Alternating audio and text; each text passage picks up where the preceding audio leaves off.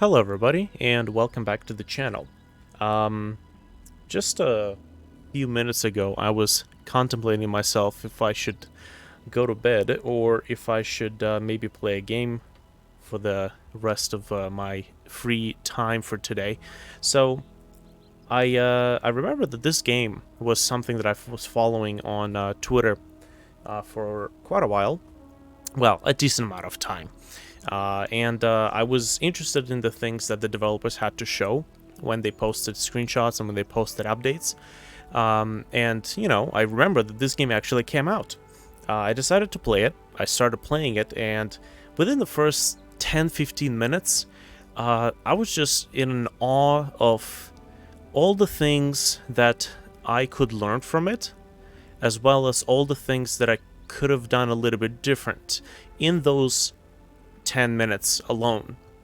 And I figured that either I'm going to start making notes, or I just press pause, I start the new game, and I live comment on these things in real time, because as an indie developer myself, I can learn a lot of things from here, and I could perhaps even be of some use to the developers of Industria as kind of a post-mortem, so to speak.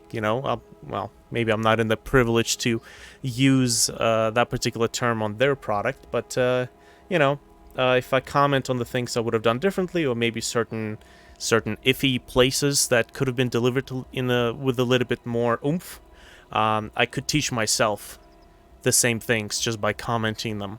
So we're gonna take a look at this from an analysis standpoint rather than from the just let's play standpoint, right? We're not just doing a let's play here.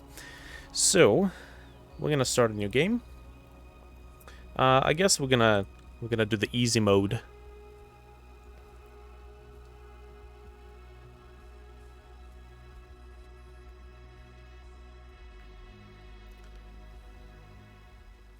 I've heard that there's some performance issues, and I did experience some iffy frame places, but I'm gonna ignore that for the sake of making this a normal let's play analysis.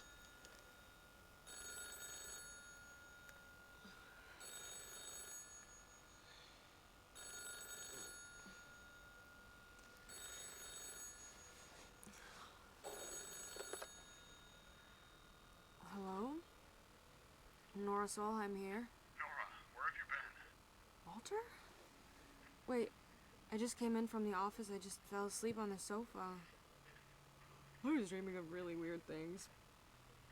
Are you still in the office working? Yes, I saw you leaving. Listen, our central processing unit, Atlas, is out of control.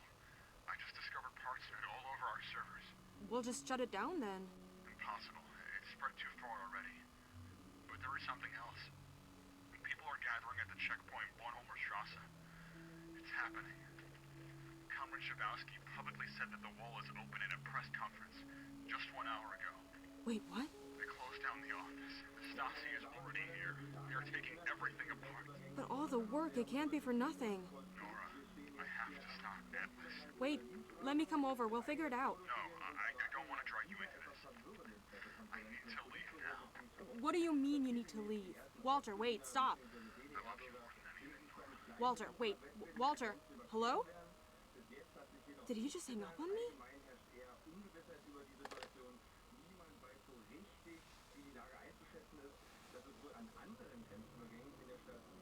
Okay, so just within the first few minutes of the entire game, it is attempting to set down some sort of urgency, a sense of urgency, and it's I a really need to look for Walter. Just hope he didn't do anything stupid.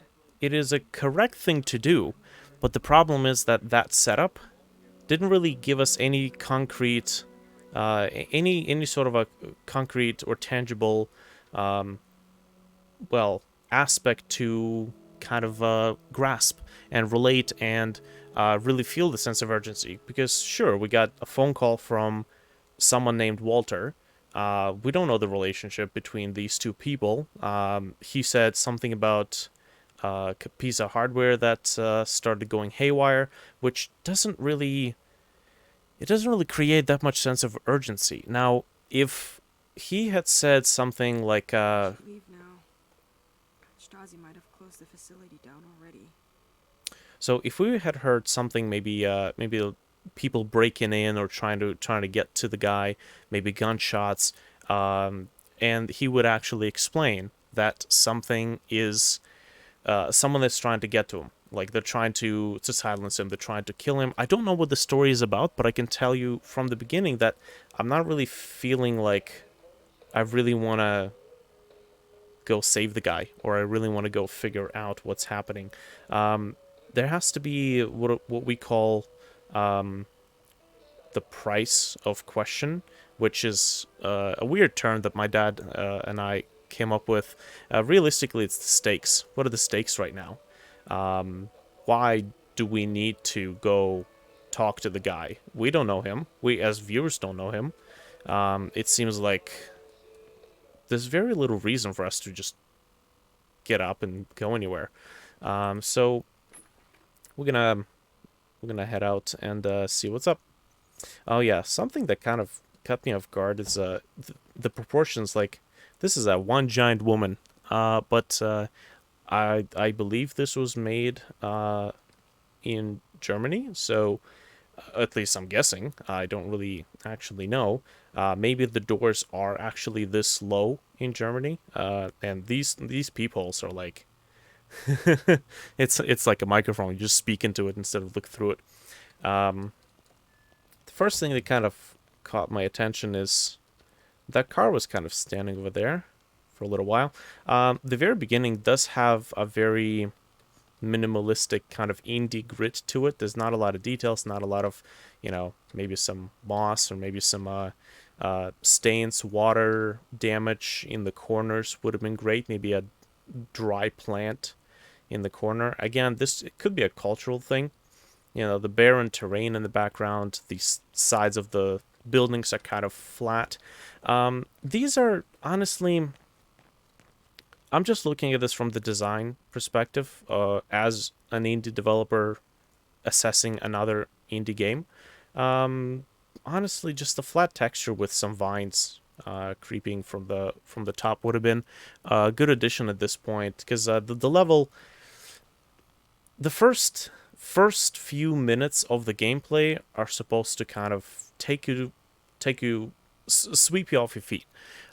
So it does get visually better looking later, within the first 10 minutes that I've actually played, but this kind of gave me a Unity indie horror game sensation, and that's usually not what you want people to feel in the very first in the very first few minutes of your game experience.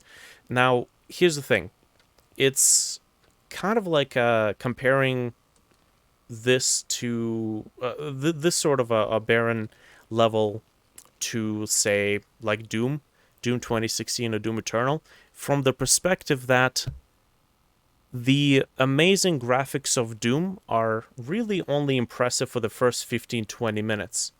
After that, it just becomes the norm, and you just kind of get into it, and you don't really pay attention to the quality of the graphics from that point on. At least that's my general experience, and I think with games that don't put a massive amount of detail into their environments, kind of benefit from the same thing.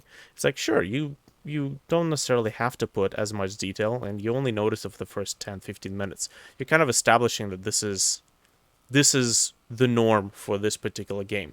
Now, what is interesting is that the game does get graphically more impressive later on.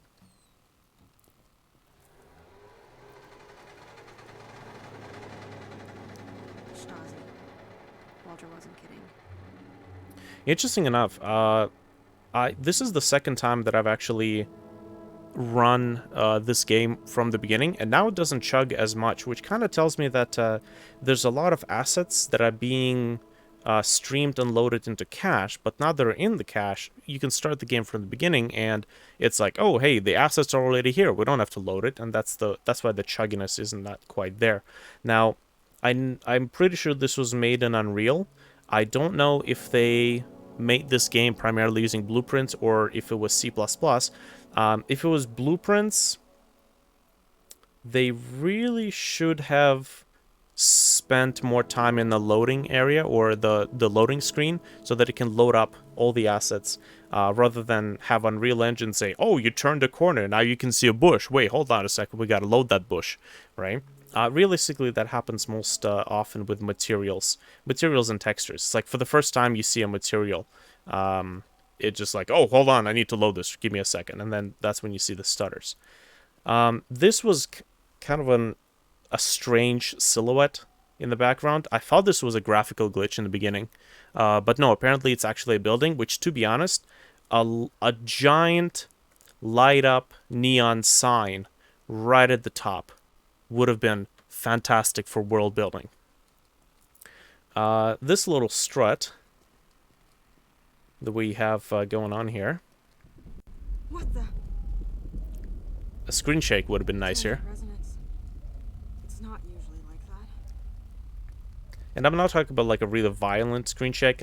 I mean like overlay a little bit of a sine wave over this. I know this was made by what, like I think 5 guys, and if they were using blueprints for the most part of the code, I can kind of see why maybe adding these little tiny details wouldn't be as motivating, so to speak, because knowing the spaghetti monsters I've been creating in blueprints in Unreal, I can kind of see why I might not be so motivated to add more to that monstrosity.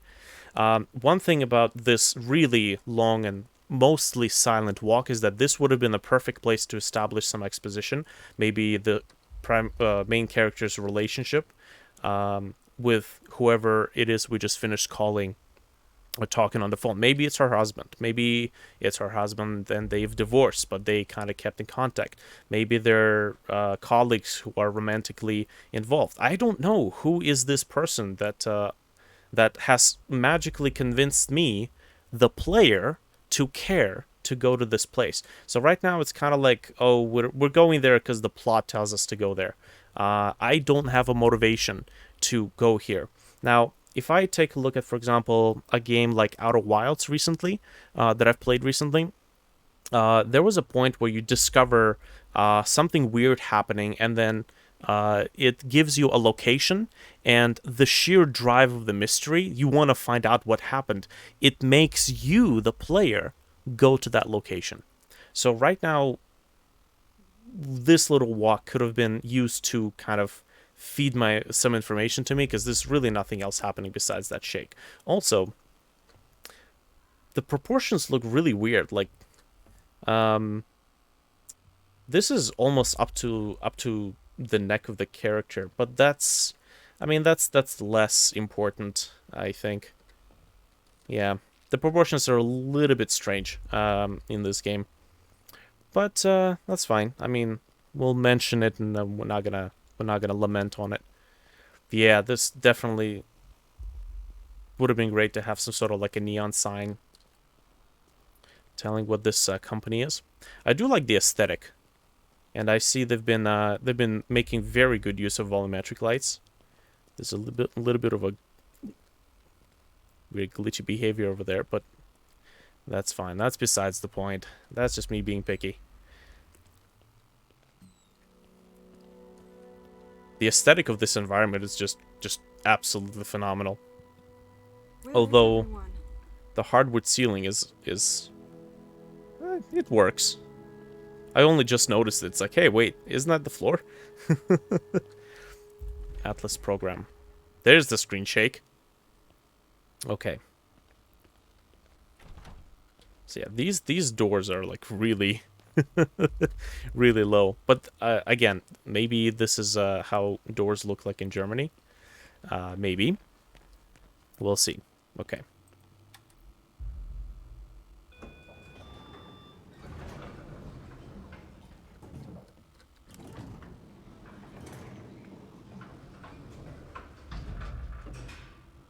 One thing that I would like to point out is that... Am I still dreaming?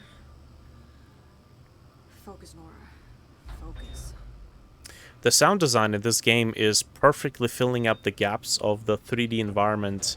You know, having that Walter? indie You look to here? it. I'm totally talking over the Nora character.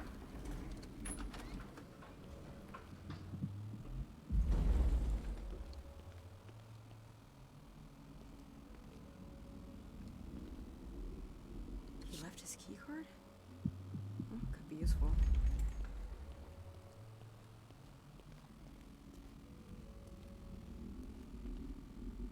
I like the modeling. Ooh. Okay, that's our inventory. I did not notice that pop-up. We'll see what happened afterwards. So tab, use, and then I click here. I actually Yes. totally forgot that that was the inventory in basically about 5 minutes from that pop-up. Maybe that's just me being an idiot. Right.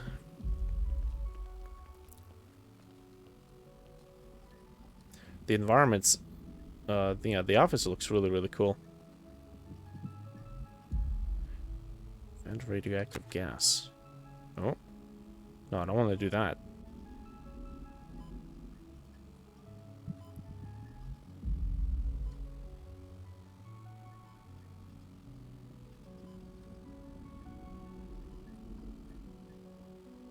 The music's great too, by the way. Oh.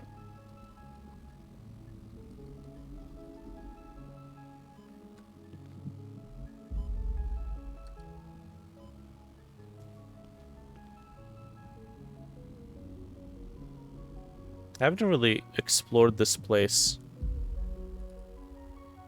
First time. Wait, I think Allard keeps the codes in the tape archive. Oh yes, I don't know if all of the labels actually have translations. I know these ones do. So at least that's good. But there's a couple of signs that didn't really get translations. Maybe they didn't work the first time I looked at them.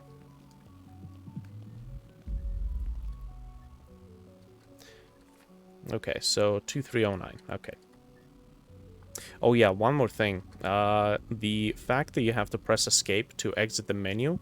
I don't know. Some of the later games have spoiled me where the hand doesn't have to travel all the way to the escape key because you actually have to let go of the WASD, which then you have to like relocate it. It's a very, very minor thing, but it is a little bit annoying.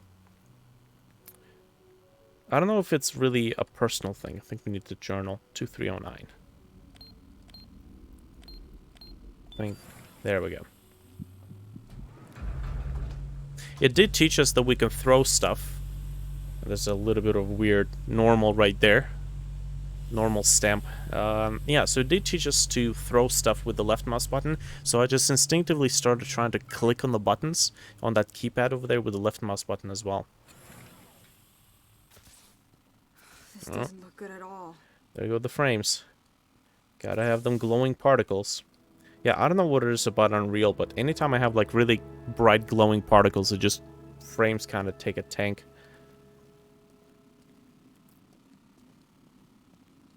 Oh my god, what is happening? Why is it shaking that bad? Walter! Are you here? This is where a delay would have been great. Why is it going that wrong?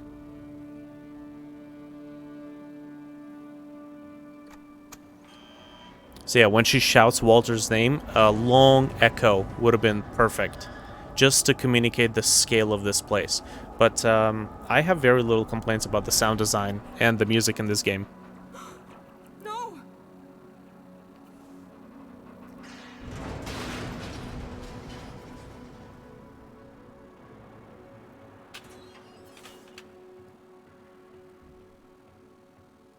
The journal that kind of pops up here, I thought it was a little weird because it actually... Oh. Okay, little audio bug there. It kind of breaks the tension. And as I said, there's not really a whole lot of tension right now. it's supposed to be like a very tense moment. It's supposed to be the exposition, the creation. Well, it's supposed to be the establishing shot of the stakes, so to speak. So you don't really want to be breaking the tension with saying, "Hey, here's a journal. You can open it and read it."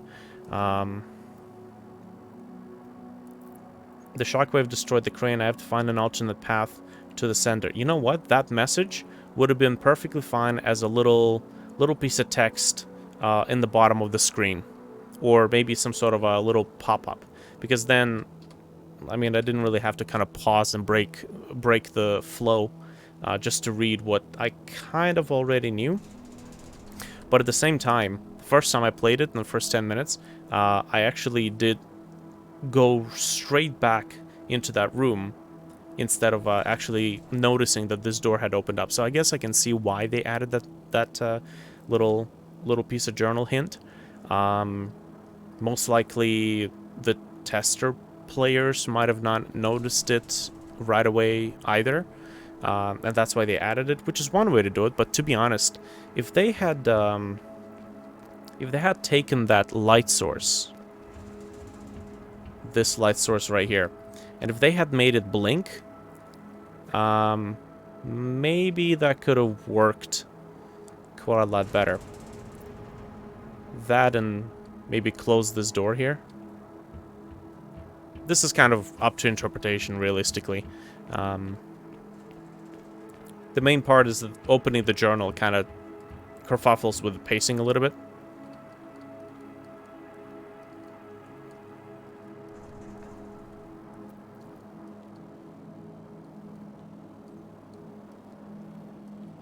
This is the sign I wish I could read. Willkommen. I can kind of tell what that is.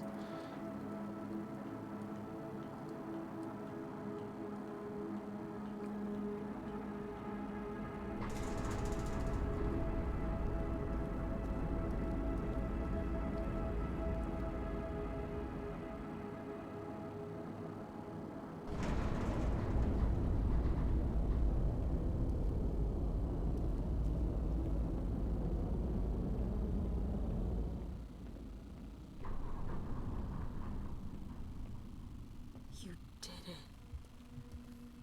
You brilliant idiot.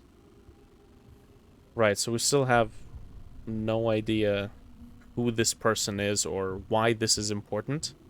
To be honest, if that opening scene where we receive the call would basically establish that somebody's actually hunting him down, somebody's shooting him, and she actually expressed who this person is and why that person is important to her, this probably would have made this point a lot more interesting. Who knows? Maybe they were trying to get home, because it seems like that's what they're trying to do. And if the gentleman who called us would have said, "We're finally going home," then that at least sets up the stakes going home. I'm coming for you, Walter. You can't leave me here.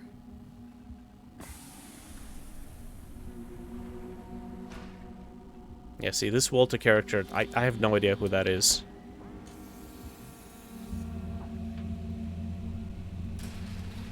Okay. I gotta manually set the security protocols.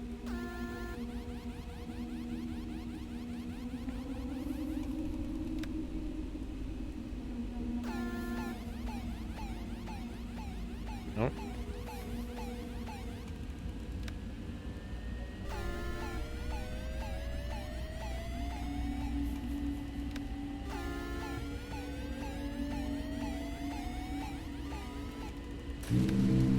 Some of these switches being behind these pillars was a little bit awkward, to be honest.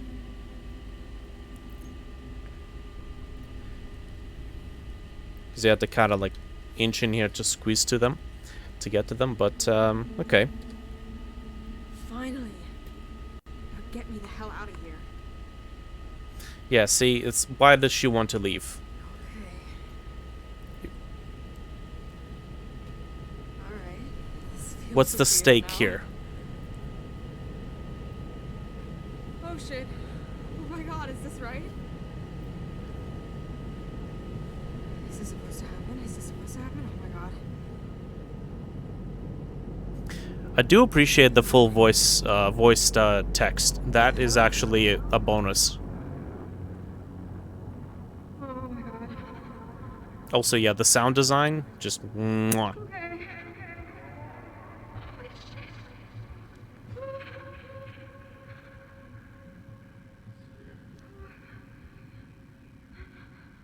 Not all the subtitles are getting revealed at the bottom. That's yeah. There's some stuff that I kind of missed in these transient voices.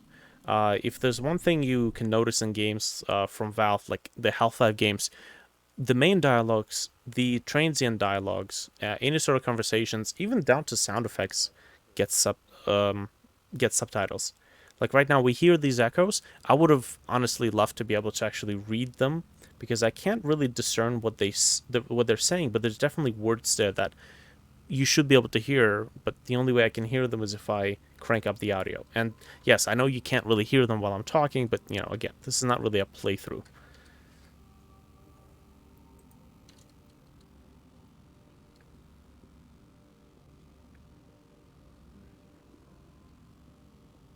So, yeah, so that guy said, Where'd you come from?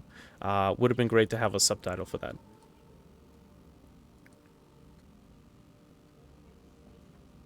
don't care about this person who appeared on this. I don't mind about all this. I just don't want any other people to go missing. Yeah, see, that's important information. So that should have been a part of the subtitles as well. Anything spoken, really, even if it's incomplete sentences, incohesive sentences, it should still be a part of the subtitles. That would have been a very professional bonus here.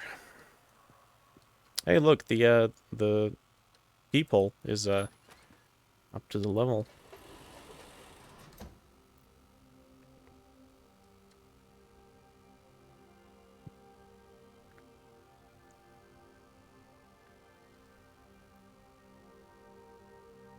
This is an interesting scene.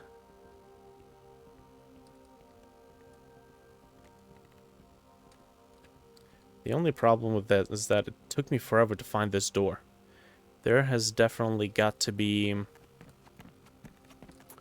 Maybe after the first guy leaves and the second one kind of comes in here, there should be like an exit sign that would have kind of glitched on, right? Maybe a spark flies off of it and there's a little lamp above it that turns on, because I spent way too much time looking for this door.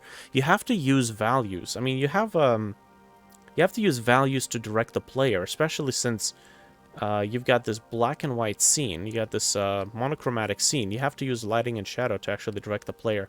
Oh.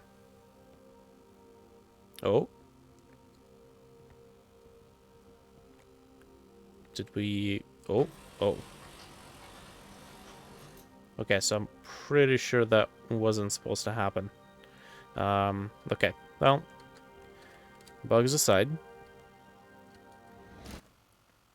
Right, so this is something that's going to be kind of a theme, where I would kind of get lost on probably what should have been the most obvious thing for me to figure out how to do, but you'd be surprised just how much hand-holding AAA games do with very minimal resources, just by using light and shadow.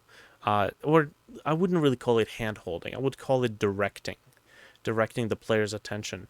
Focal points, using values, using contrast of color, contrast of light and shadow, of value.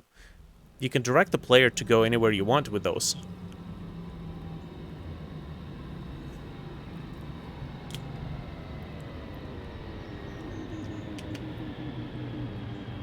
Where am I? What is this place?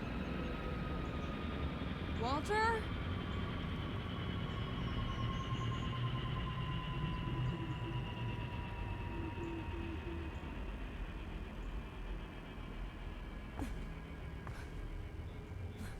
So there's a lot of signs here that are in foreign language.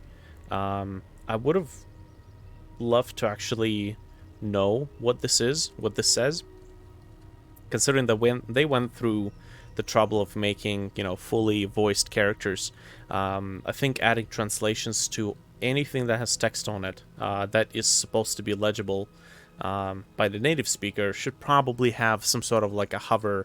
You're looking at it and the little pop-up appears.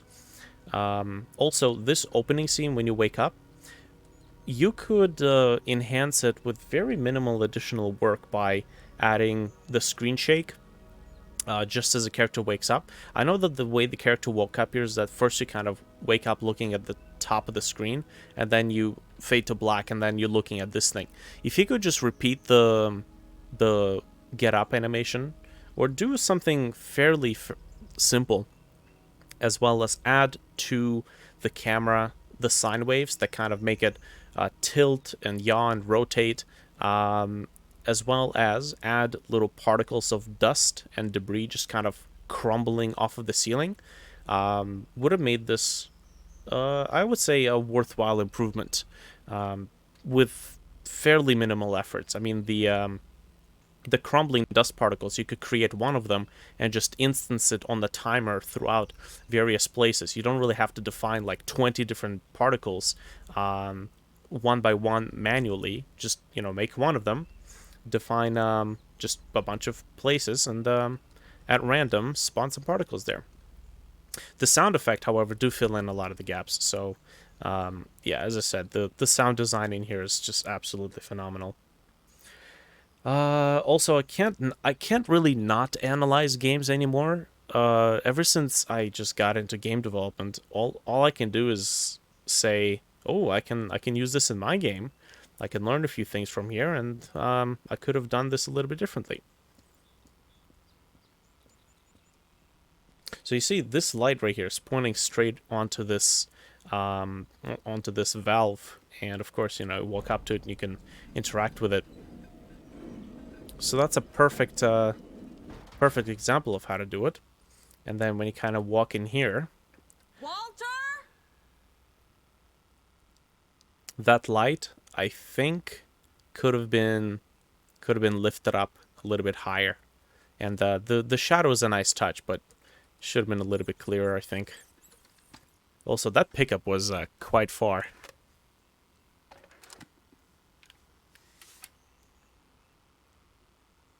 We got Susie stretchy hands grabbing things from 10 feet away. Not really complaining. Just thought it was funny. Okay. So at this point, I realized that, you know what? I actually want to record a commentary for this. So that's what it is.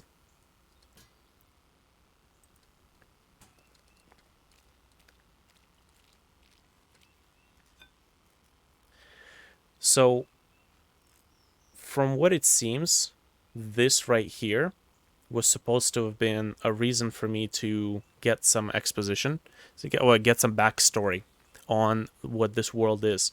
But I will tell you honestly, I did not notice these posters at all. Like, to me, they just seem like just background texture props sets, right? Little scene kits. What would have been great here is to make make a few of these papers be separate meshes, subdivide them, give them a shader with a noise texture, and then offset the noise texture to offset the vertices of the paper to make them wave in the wind, and then have an actual wind sound playback, making all these papers rustle. That's at least what I would have done. Because motion, what's important here is that because these are static objects, at least in my case, I did not notice them right away. But if you add motion creates a sort of contrast where it's a static scene and there's motion, and you can notice motion. It's the same principle that they've used just a few seconds ago with the shadow of the rat. You see motion, you're like, okay, well, that's interesting, let's go investigate. This place here was really weird. There we go. I didn't actually realize that you can interact with this object because, well, it doesn't really say anything like that. And I spent a good maybe 5 minutes running around here trying to figure out where I'm supposed to go. I knew that there was this one, which had a valve on it, but when I walked up to this valve, it had an interact label on it. But then I walked up to that one, and it didn't say that. If you recall, in the previous environment, there was a ticket, the little key card that you had to shove into the thing. When you walk up to that, the little label for the inventory opened up. So that kind of told you, oh, you have to open up the inventory. Also, the lack of light or some sort of an indicator on this object also threw me off. It was executed well here, albeit I think the light...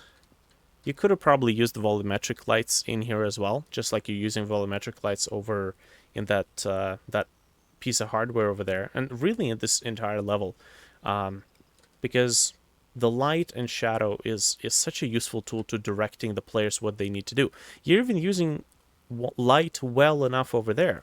It's just this area is a lot brighter, and well, you could definitely suggest that, hey, you can interact with this thing if you put a light over it and highlight it.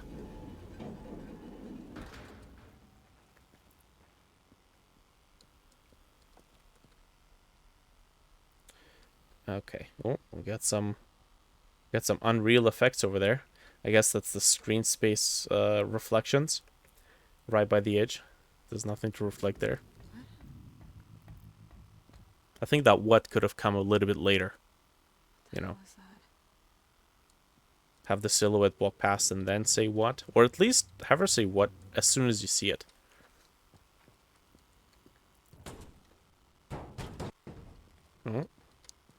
Okay.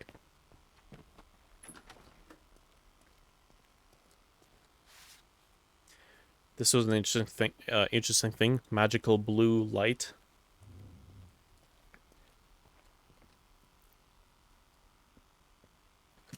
Okay, so I missed that.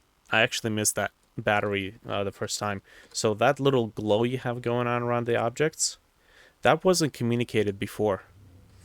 I don't know. I can't remember if the keycard was glowing. The keycard in the office, because if it was glowing, then that wasn't a clear enough thing. These remains I did not notice right away. You can use motion here. Have a little can of, rusty can of beans or just an empty can kind of roll by right as you enter this area. And it rolls by and it stumbles upon the bone, and then this gives the player just an unstoppable need to look at motion. Also, this battery, again, I didn't see that. Ah, there we go. Got a safe system.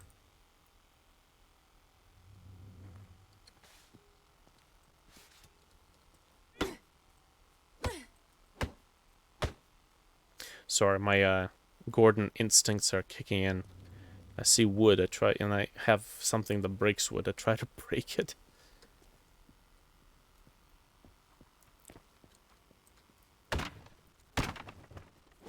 Whoops.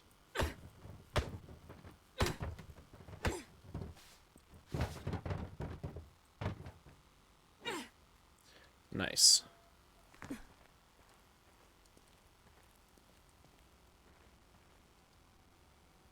See, this is where sci-fi starts kicking in, and I'm a sucker for sci-fi. I'm a sucker for mystery, especially when mystery, sci-fi, and horror come together. Well, we just saved. I guess that save point was for when you played the hard mode. This is a really good use of light and shadow. Here's a very well-placed light telling you, yep, you gotta go there. An elevator. Maybe that's the way out of this terrible place. Okay, so this is something that I learned, and this is something my dad, who's a scriptwriter, has reamed me time and time again. Do not explain what the viewers are seeing. Show, don't tell. Like, I had so many times where in my script I would have characters write, "Oh, look, an elevator. Hey, look, a service entrance. Oh, finally, a way out." That when my dad had pointed out that this just is a huge huge no. Let's just leave it at that, right? Let's say it's just something you're not supposed to do. And I didn't really think about it until my dad told me about it. And then I left my script for I think a month, and I came back to the script. This is the script for the Artag Rise project. I came back to it and I started reading it, and I'm like, this is just sounds horrible. Like nobody would ever say this. And it wasn't until until I had to look at it from that perspective that I realized, yeah, never have your characters say what you're supposed to see. Have a symbol here, right? With like an elevator symbol, maybe with an arrow going up. Have a weight limit here, right? I'm not sure. Well, I mean, this says exit. Okay, so yeah, you have to communicate this visually. And again, sure, it's easy for me to say, "Oh, I'm playing this game," and it's easy to point these things out. But remember, I'm pointing these things out because, first of all, I want to make sure I remember not to do these things. So when I ended up, returning to my script and doing character dialogues and monologues and have them go through the environment, and also for those who don't know that you're not supposed to do these things, would know that you're not supposed to do these things. Okay. Oh, Jesus. Oh. I don't know who you are, but if you want to live longer than 5 minutes, you should probably get the hell out of there. Then tell me how. The elevator needs power. The steam machines through the door underneath me are your only hope. Who are you? Hey, wait, come back. I can see the animations. Oh, can't pick up the battery. Should probably read the label on the right. Yeah, the animations are kind of limited, but it's fine. It's fine. Well, this is interesting. So that was kind of interesting. These things were gas powered. I heard the lawnmower, the weed whacker motor. That's kind of funny.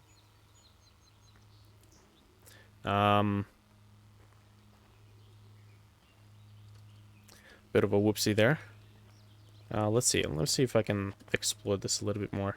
Oh, hold on.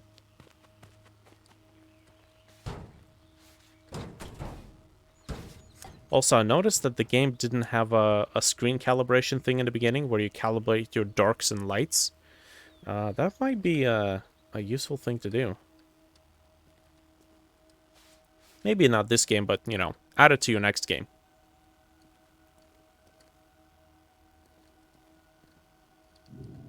Okay, well, now that we've learned... Ah, okay. See, that's useful. You're looking at it, it says place ingredients, so that's pretty self-explanatory.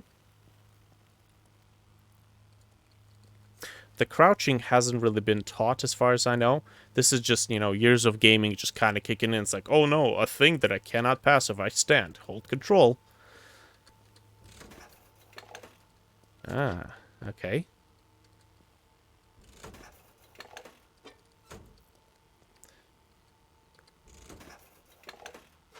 I like this. Oh, that's interesting. Oh, I thought the crank wasn't going back up unless you picked up the item. Oh, there's something over there.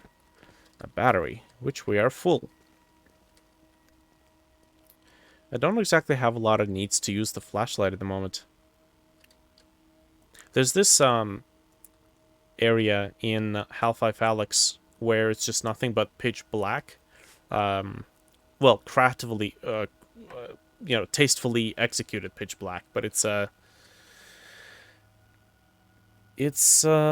very well staged area where flashlight batteries could have been executed, but Valve decided no need for batteries. It's just gonna be infinite battery flashlight. Appetite sulfuric acid. Okay. Whoops. Oh, okay. That gets damaged. Appetite. Whoops. Okay. Okay, so you see I'm pressing E in order to interact with the object, but it wants me to open the inventory. Sulfuric acid. Where's sulfuric acid? I guess we have to make sulfuric acid. Okay. I see what you're up to. No? Wait, no? We don't have to make sulfuric acid? Oh.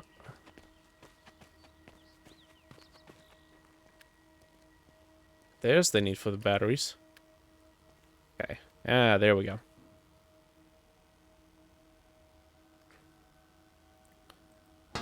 Hello?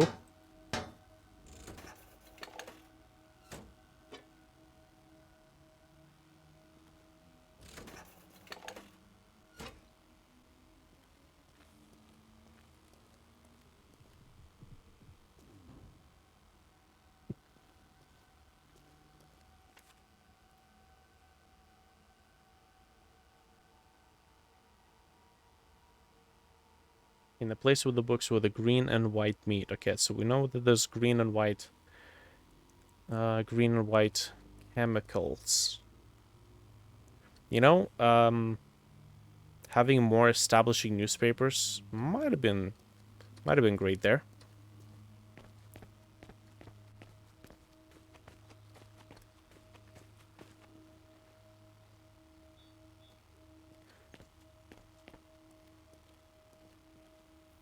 Okay, so what do we need? Sulfuric acid.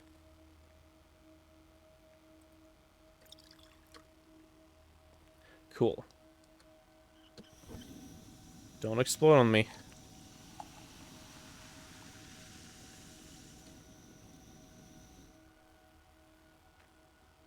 All right. You know, might have been a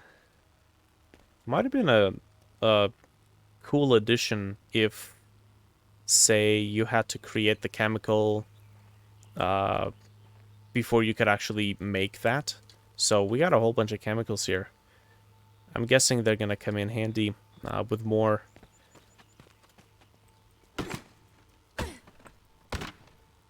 chemistry shenanigans later on. I guess I'll take that. Yeah. Well, that would have been a nice little take. Wiedersehen.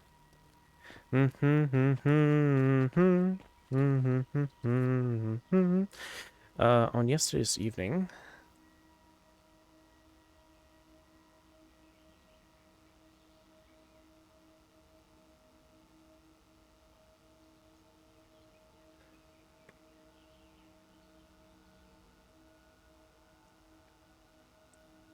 Explosion shaked the building. Okay, so a localization team. Well, I guess they did their best. Honestly, it's an indie game. So, things to consider for myself. Look into your localization people and make sure that they actually know what they're doing. I just scrolled past. Where is the... Okay, an explosion shaked the building. People living nearby describe it as an earthquake that slowly came to an end about 20 minutes after the first sign of it. Yeah, this is a little bit of a Google Translate like translation localization here. When the smoke cleared, an elegant man in a suit stood... Oh, it's G-Man! Stood right in front of the scientists. Police arrested the mysterious man and are questioning him right now in the police station near the institute. Okay. So I'm guessing that is the man we were trying to chase. Oops. It seems to be missing power. Okay, so we have to find a way to Composite power.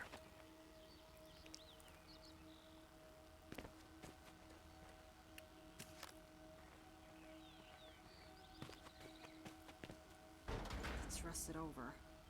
Maybe I can find something to remove the rust. Do we need chemicals to remove the rust?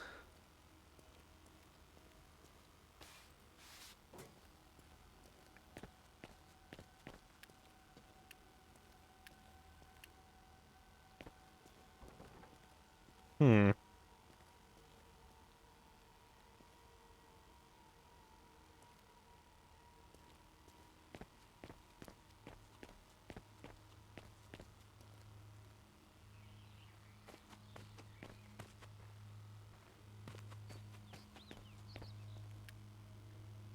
Okay.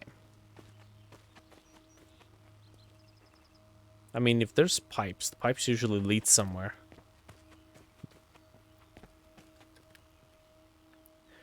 Or at least, this is something that you could actually spot in Half-Life Alyx as well.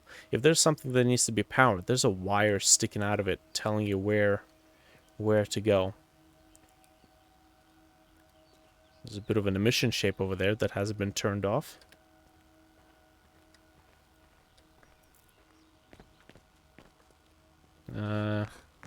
Okay, this is where the shenanigans start. Oh. Can I? No? Okay. Invisible walls it is.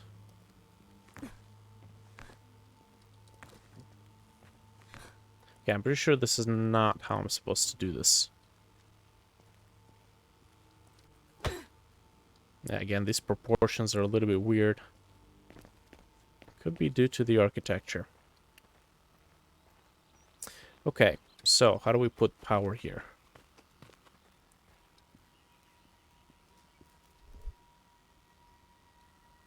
What was that?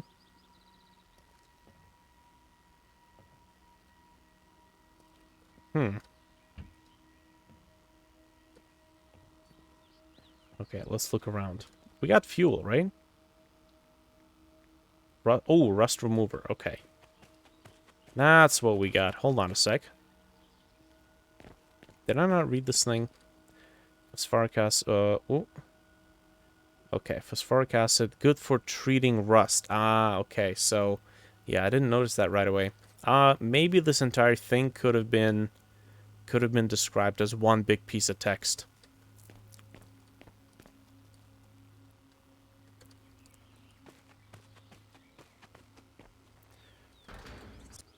Okay. It's rusted over. Maybe I can find something to Oh. remove the rust. There you go. Okay, so yeah, that wasn't really clear that it actually used it.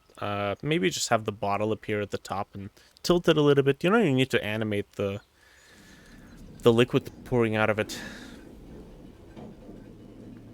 or make an immediate hissing sound as soon as it starts clearing the rust.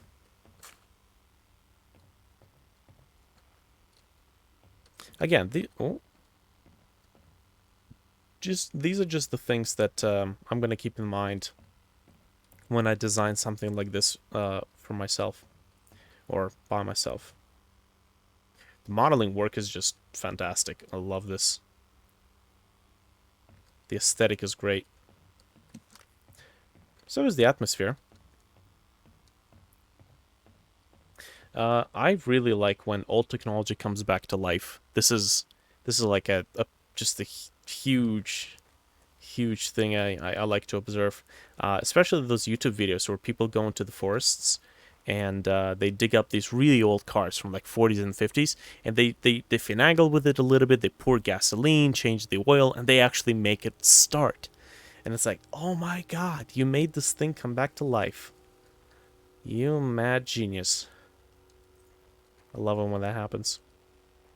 Any sort of derelict technology that comes back to life. I was just, beautiful. I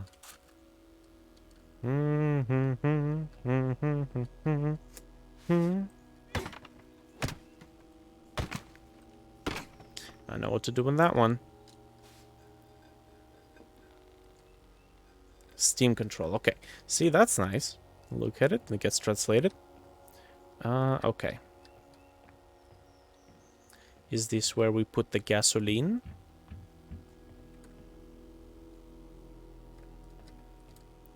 The music's fantastic.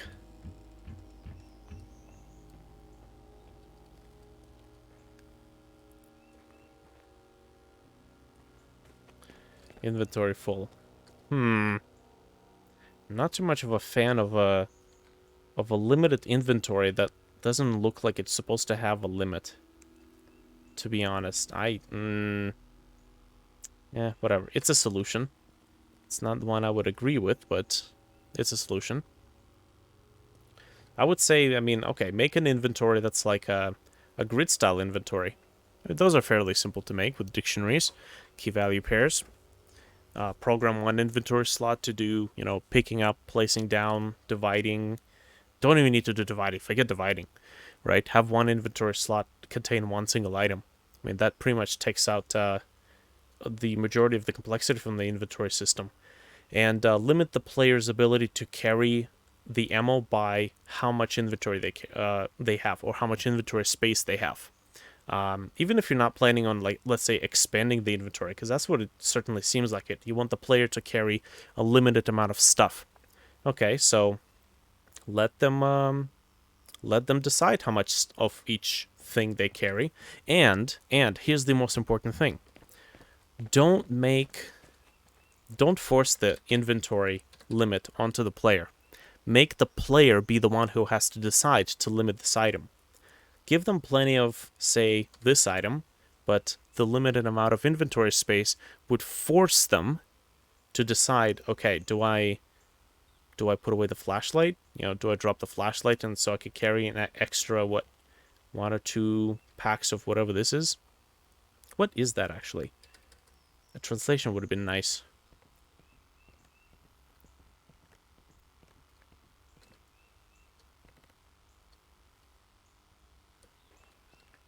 You know what? Something else that I notice is I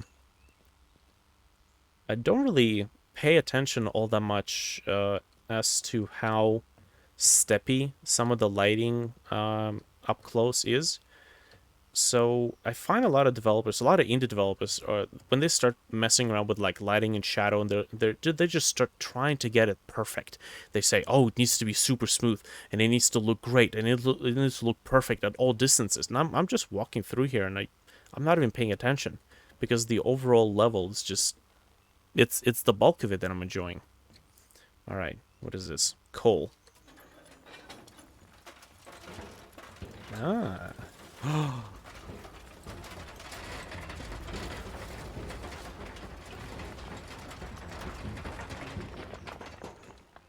Man, sound design, just mwah.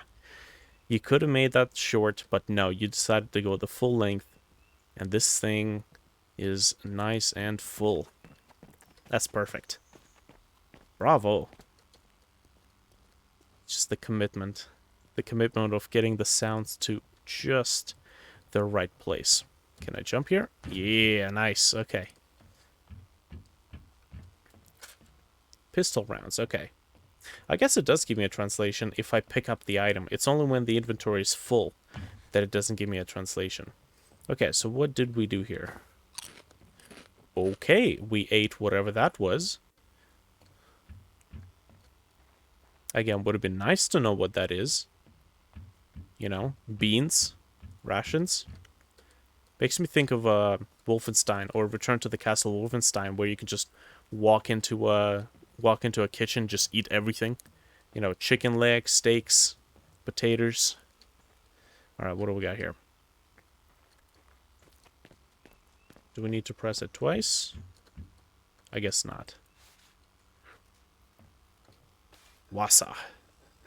I need some wasa.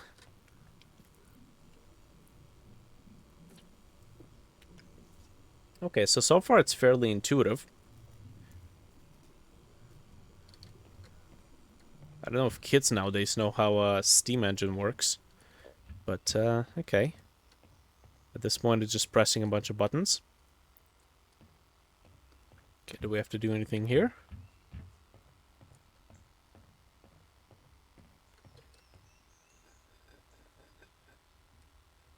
Right. We haven't actually set this thing on fire, did we?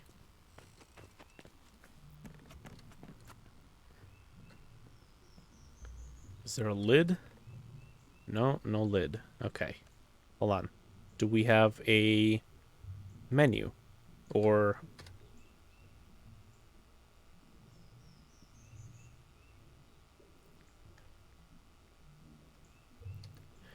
notes.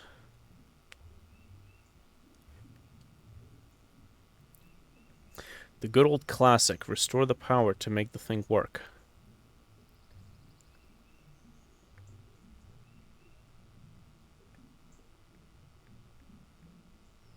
Okay, so this is, these are characters' thoughts. You know, your character is already voiced. I mean, these things technically could have been just exclaimed by the main protagonist. You already know, the issues in the beginning. Okay, what do we gotta do? The instructions aren't clear. Hold on, are there any instructions? Maybe like a billboard? Maybe like an employee... You know, maybe some employee manual, so to speak, or just a big safety warning. Be like, before doing this, you have to do this, this, this, and this. Okay, we can't really backtrack here.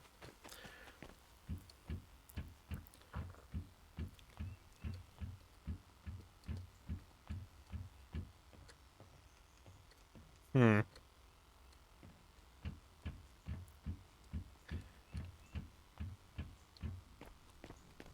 Okay, what are we missing?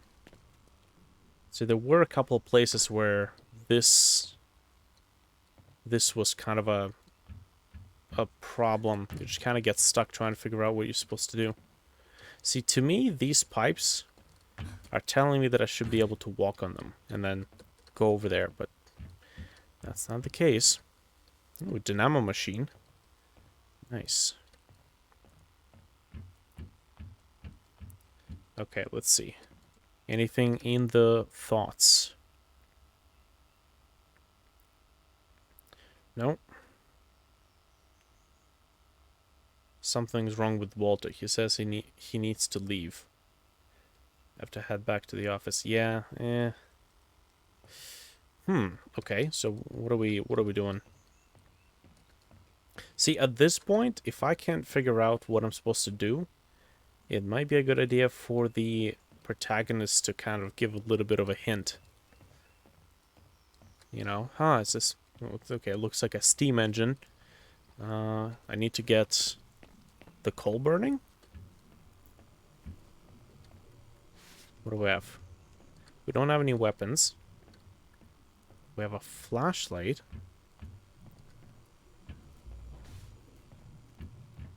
Already interacted with everything. Unless I missed something. And, of course, if I missed it, it's not good. As much as I'd hate to say it, it's not my fault I missed it.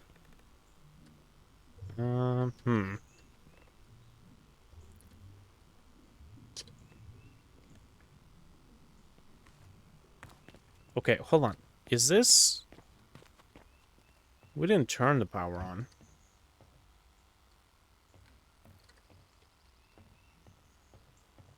We gotta put oil? Oh. No. I'm getting real, mist vibes here. You gotta do a bajillion things to get it up and running. Okay. Oh, okay. We don't want to do that. Oh, no sound. Might be the blueprints at play. Okay.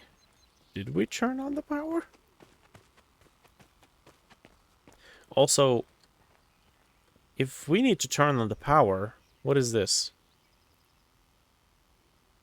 I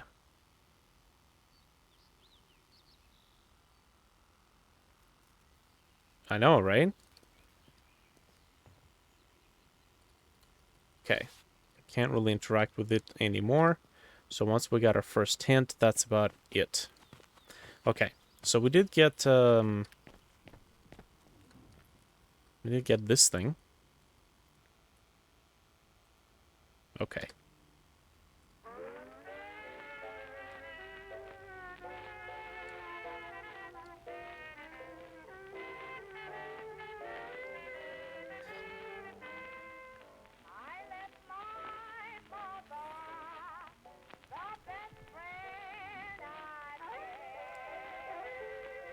I hope I'm not gonna get a copyright strike for this, but, I'm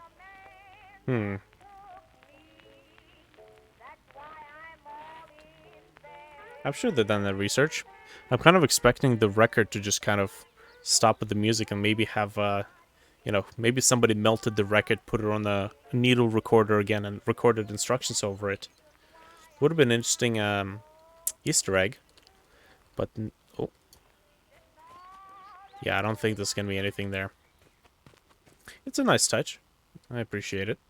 But, what are we supposed to do? Okay, see, by this point, whatever tension you were trying to build up with that escape through the laboratory, or with that, teleportation, whatever that was, it's all gone by this point. The action has ground down to a screeching halt, and that is not good. The pacing is ruined by this point. Which, it's not like you can't perhaps reclaim it once things get moving again, but I have no idea what I'm supposed to do here.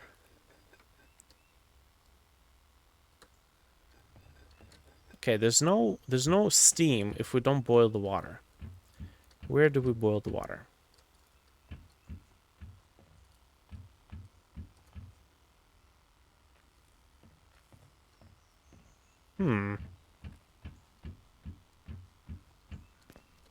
Okay, it's gotta be here.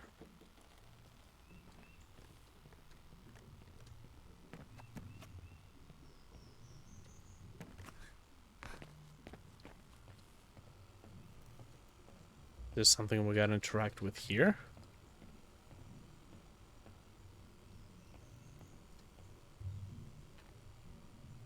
Okay,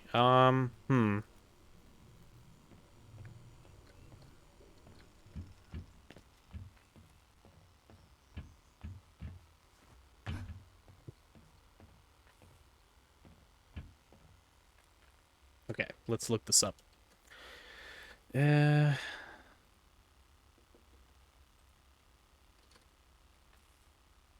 Industria. Ooh, Industria Pizzeria. What is this? Industria start. Yeah, there we go. Start generator. Industria game. Walkthrough.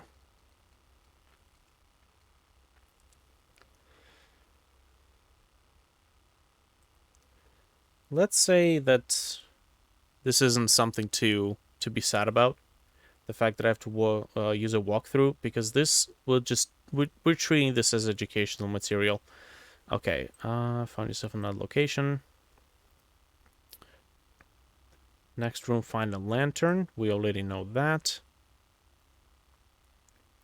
Pick up a gun. Okay, not too far. De-energized. Room.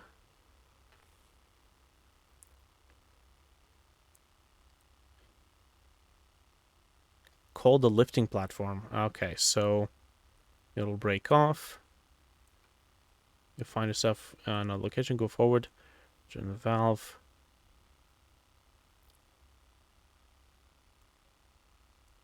It is de-energized. The valve at the gate where the robots was rusted. Okay, acid. Raise the gate. Move through this room, collect various resources. Among other things, you will pick up a box of matches.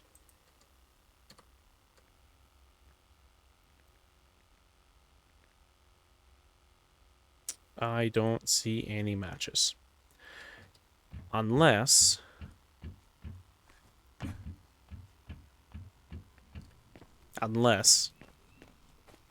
these are matches. Yep. Tinder sticks. Okay, So this is where, if you had provided a translation when you look at the matches, and the translation pops up and you can actually read this is matches, I think we would have been well on our way for this point. We could have had the characters say, "I need matches." Even if we go up here, she can say, "Oh, okay, perfect. This coal here. Now we need to get some. We need to find a way to light this up." So there you go. Now we're cooking with napalm. Yeah, but honestly, the translation would have been perfect. There we go.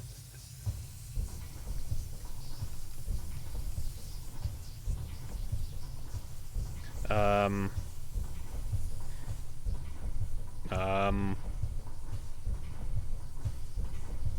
Okay, let's. I don't want to say anything too early, but I mean, making a scrolling UV is like a 2-minute thing. Maybe it's just waiting to like catch up torque. Maybe I'm just gonna eat my words right now, and this thing will spring into action. Oh. Oops. Okay. Ooh, that's dangerous. Okay. If the steam can hurt me, this probably should hurt me as well.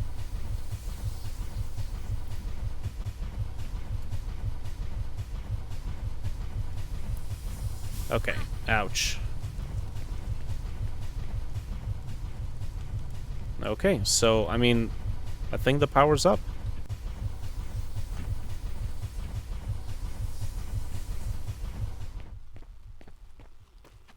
Okay, I think... Whoa.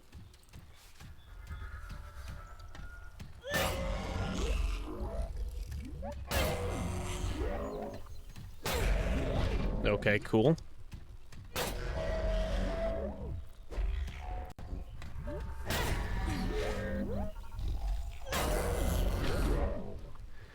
Whew.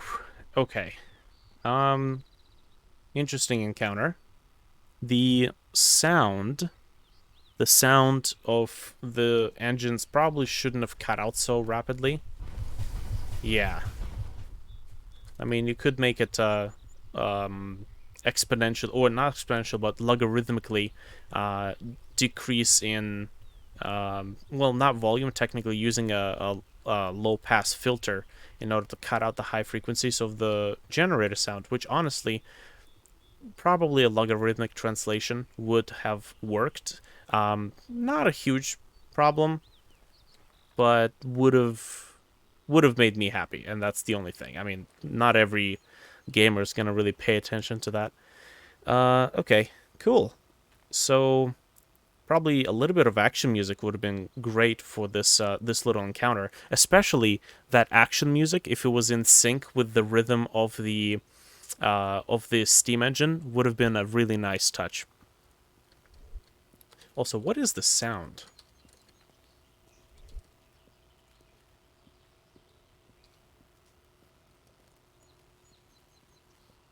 It's like there's a trigger point in here somewhere. Yeah, there we go. Okay. Ooh, okay. Alright, here we go.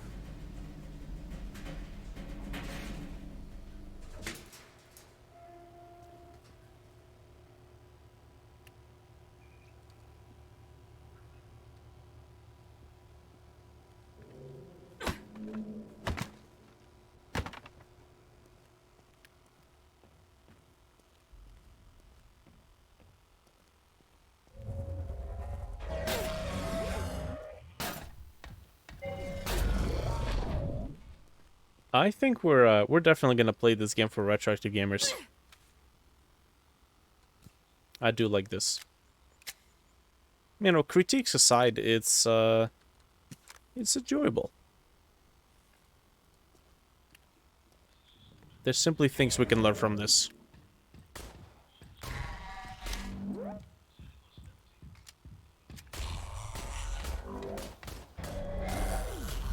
Okay, this pistol's pretty useless.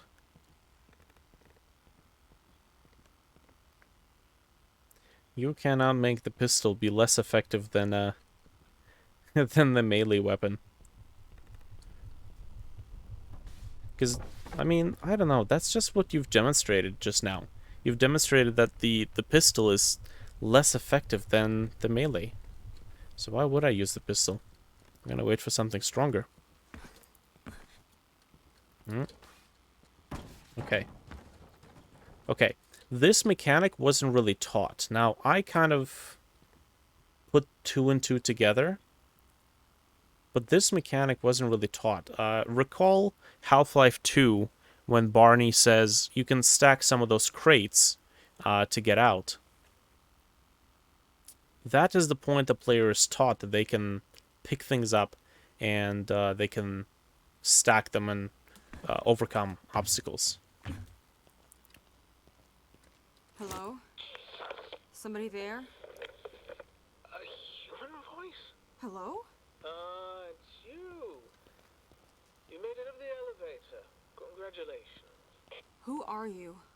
Well, that's what I wanted to ask you, because, you know, you came here, not the other way around. Well, I'm just a traveler. Well, I mean, after Oh, well, okay. saving your life, I kind of expected just a tad more information. Okay, I come from a different place, and I'm just here to look for someone who arrived here just before me. Well, welcome to Hackovic then, woman from a different place. I have some bad news, though. Nobody's come here in over 20 years. That can't be. Well, maybe it can't, but it's the truth. This city was evacuated 10 years ago. Well, maybe then you just missed him. Maybe you just... I mean, you can hardly miss the machine growling and shaking the whole block. It hasn't been doing that for a long time, you know. Listen, you're in danger here. It'd be for the best if you were to leave this building first. I'll tell you more outside. 20 years? Something is not right here. Okay, so the problem with this dialogue is that the 20-year difference doesn't really hit us as hard when we don't know what the norm is. We haven't really established what the normal operation for that machine is. So the fact that it's 20 years apart, I don't know. I don't know. We're just kind of putting out a factor or pulling a factor out of our butts here in terms of storytelling. Again, recall Half-Life 2. You've used the teleporter in the very beginning of the game when you're being transported from Kleiner's lab to, well, you attempt to go to Eli's lab, but you get transported just outside the portal. And then just a few chapters later, more than half of the game actually later, you use a portal to get back to Kleiner's place, and you actually get delayed by, I think, was it a week, 2 weeks? And that is a shock, and that is a very intriguing shock because you already had established how that portal is supposed to work. It's supposed to instantly transfer you to your destination. So this little nugget of information where it took 20 years to get here. Is this a door? I do have a flashlight. Yeah, it's not really hitting us all that hard.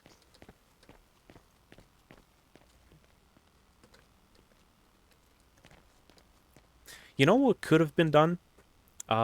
If the gentleman who called us in the very beginning said, I'm going through the portal, and you can follow me. I'll meet you right on the other side. Right? Because that kind of implies that the process is instantaneous. It's only one of the suggestions. It may not be the most optimal suggestion. It may not be the best way to communicate it. I do wonder what these spheres are. Balls of steel.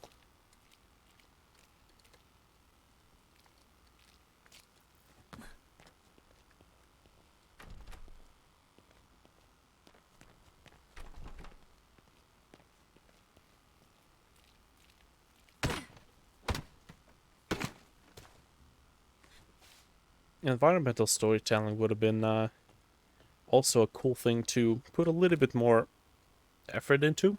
You know, more posters, newspaper clippings.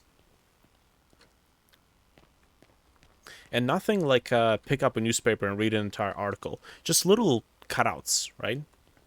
Maybe poster saying, you know, unite against the machines, or, you know, hunt down every last machine, or something along those lines. You know, build the world.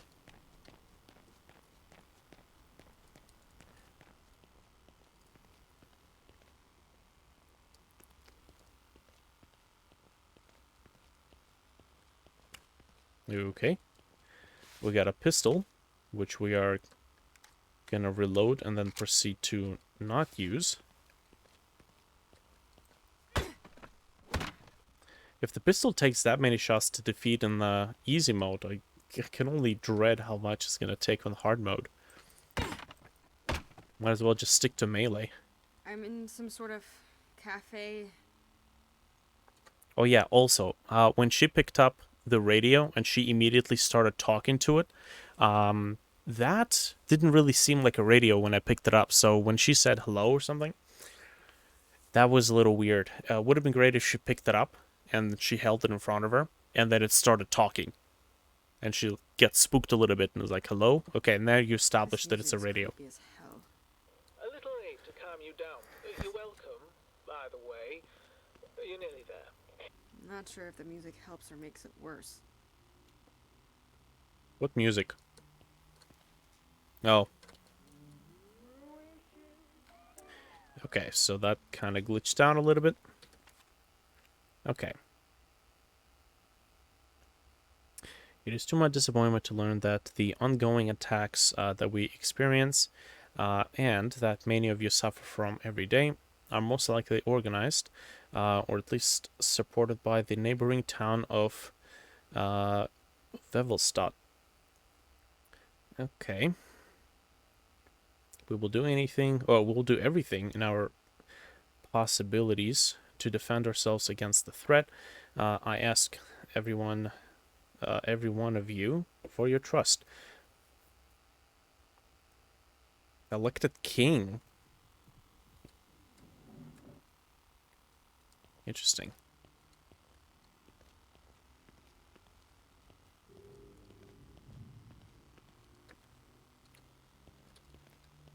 Ah. These things are glowing now.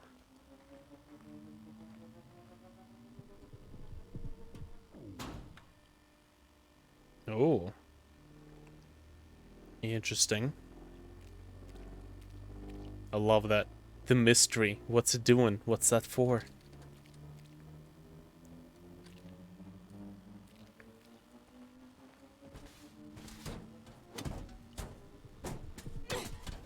No. I think I played too much the forest. Yeah, what is happening here? Ah, okay. Would have been great to have a ray of sunlight. Even if you achieve it with just nothing more than a mesh with a gradient, half-transparent gradient on it, and some dust. Okay, again, subtitles would have been great.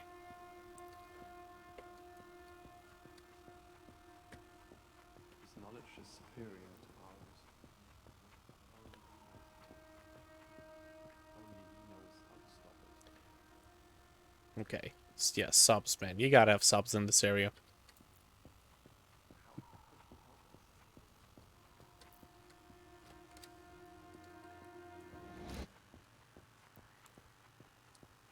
Are we supposed to go in the same area?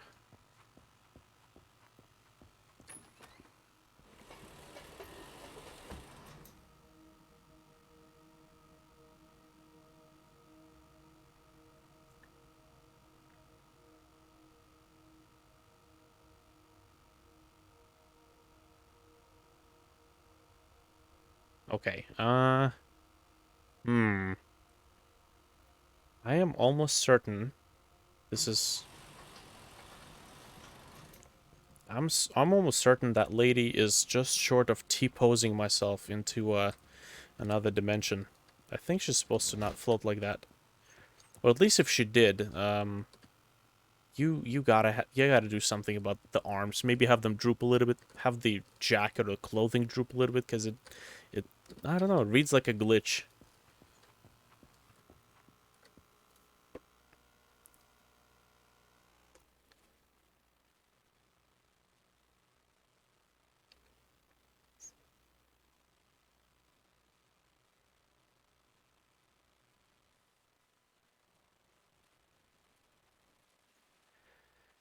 Hmm.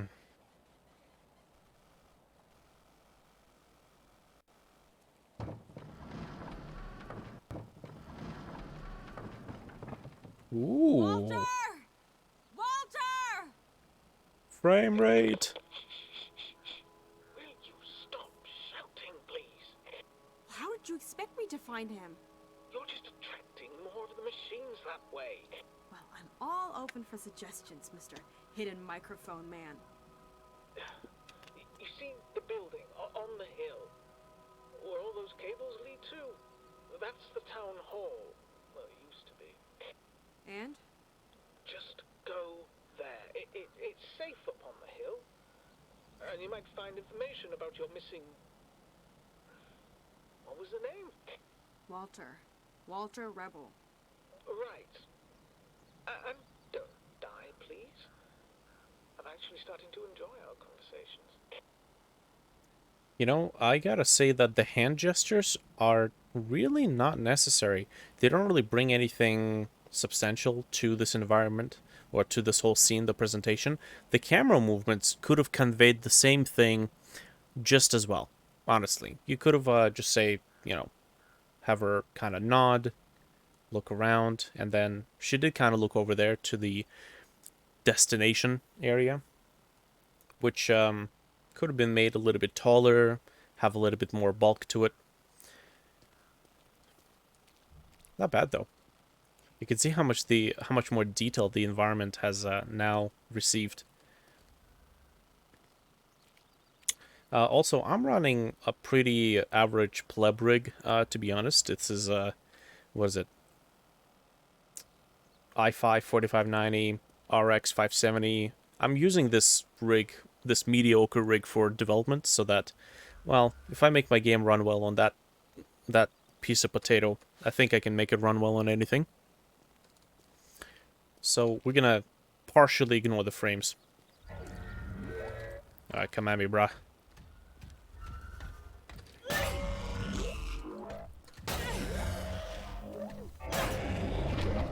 Let me actually take a look. Does this use ray tracing? Because if it does, we don't really want... Oh, no, it's disabled. Effects quality... Oh, okay.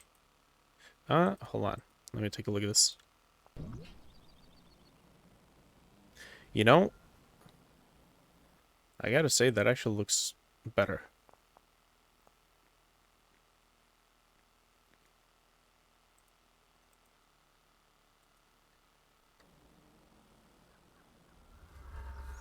Interesting. The shadows are negating the fog. Okay, alright. You know, if I'm not gonna be playing with higher end effects, I can't really comment on graphical presentation. Oh. Oh, okay.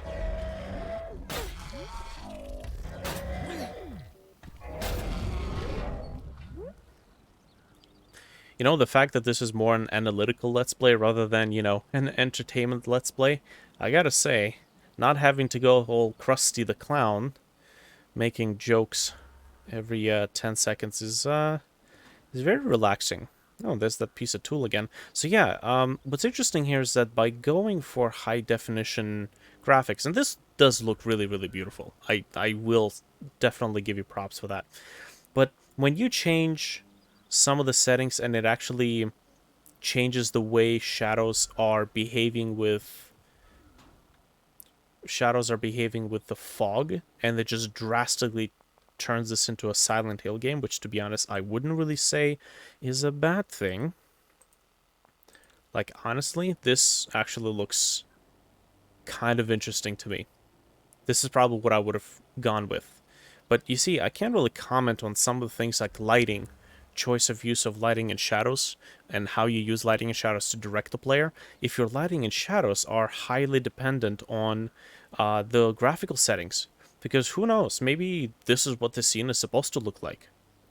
And you were using lighting and shadows in a very skillful manner, but because of, the way the graphics settings drastically, humongously change the overall presentation, like this looks a lot more desolate to me, rather than, this. What does Ultra look like? Oh, Ultra looks like high with just a little bit of extra oomph. Honestly. I think maybe baked shadows might have been better. Maybe these are baked. I don't know why baked shadows would just suddenly interact like this. Maybe that's Unreal Engine, right? Maybe we just consider that. Maybe it's a bug. I don't know. But ooh, yeah. God, I love this. Just old technology. All right. What is this thing? What is that noise?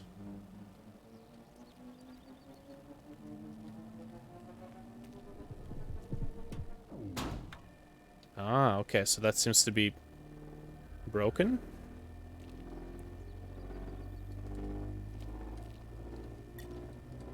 Health vial.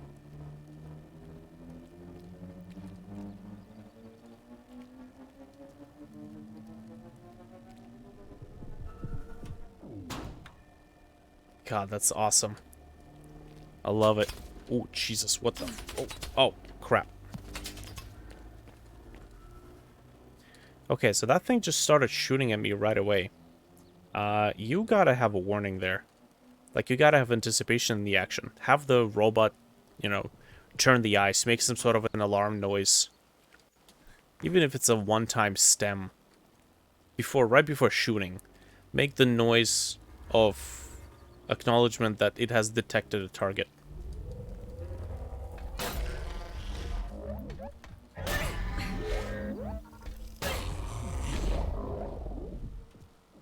Also, I wouldn't say that the way I receive damage is very convincing. Have a little bit of a screen bend, screen shake, maybe a little bit of a tilt. Nothing too out of the ordinary, but just a red outline around the screen is... it's not very convincing.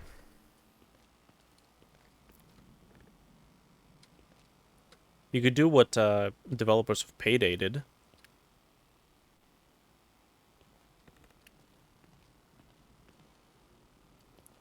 Okay, so wait, was there any purpose to this room?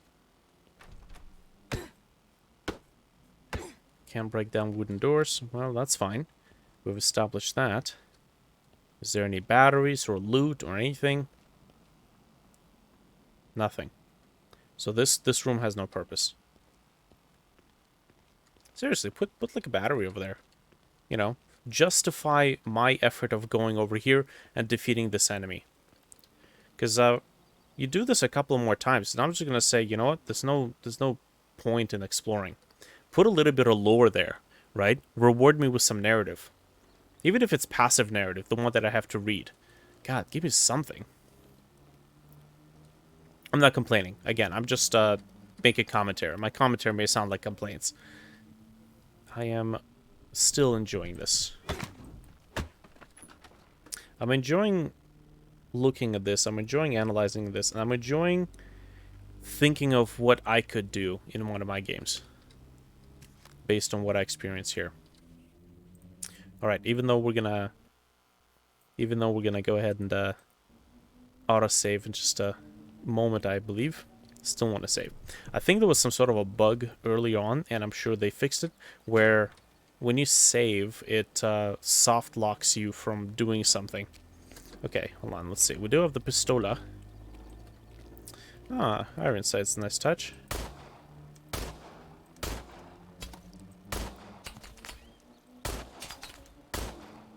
No. Did I kill him? Well, that was a lot. Oh. That was a lot stronger. You know, you do have these suitcases scattered around. Put some loot into them. What is that noise? Oh. I see. At least I thought I saw a suitcase. Okay, we're not supposed to go there. I wonder what these things are. Mr. Sandman.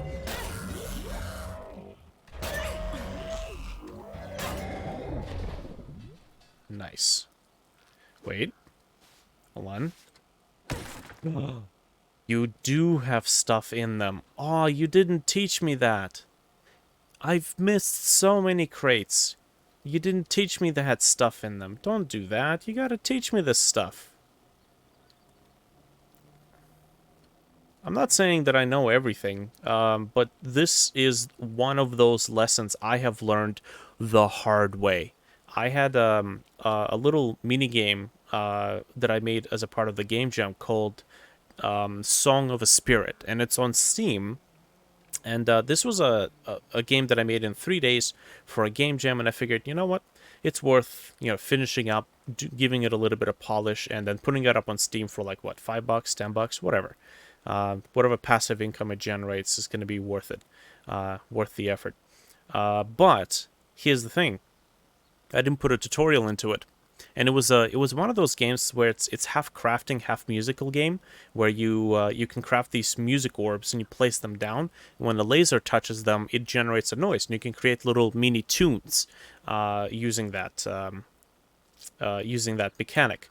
And I didn't actually teach how that mechanic worked, and I put the game up on Steam, and there was a streamer who had, I think, a couple of thousand viewers who had bought the game during a stream. He said, "Oh, this is really cool. It's a music game. I'm buying this. I'm buying this and playing this right now." And he spent about 10 minutes walking around the level, and he didn't know what to do. He tried clicking a bunch of stuff. He opened up a chest. He opened up a crafting bench, and he tried to do something, and then he gave up and then played something else. 2,000 viewers. 2,000 viewers. I lost on that opportunity as a developer. That was I would say that was a very expensive lesson to learn. To be honest, the things I would have done differently is I would have left the template level that had a little tune. It's the same tune that is in the trailer for that game that's currently on the very first video, the very first trailer that's on the Steam page. I would have left that level, and I would have made it abundantly clear. You press this, and then watch the game play out its mechanics. And that was a very important lesson that I learned. I probably missed out maybe on, I would say, a few sales. Because the streamer was into music, like he writes music himself, and the fact that this was a music-based game had caught his attention. That was a very sad day and a very expensive lesson. Oh well, live and learn, right? It's not the end of the world. I did actually end up remaking that game completely from scratch. Okay, this does not read like there's a window here. Put a label here, maybe a little, little opened or closed sign. You can even use the glass that has a security, wiring in the glass. What is it? Marauder proof or vandalism proof? Security glass. Because I thought I could just jump through that. Yeah. Okay. Again, we're just observing and learning. Honestly. We are just observing and learning. Okay, well now I know what to do. I hope I don't... Wait a minute.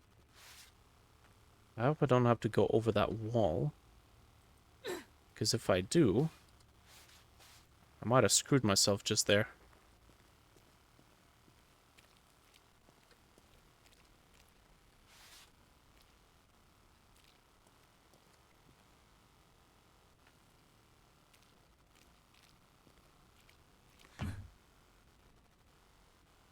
Huh? Ooh. Oof. Okay.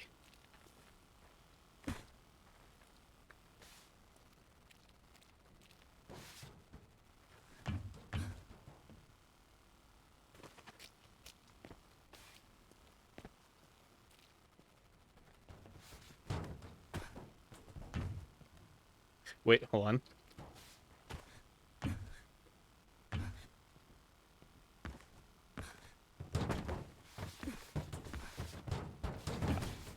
Can we do this?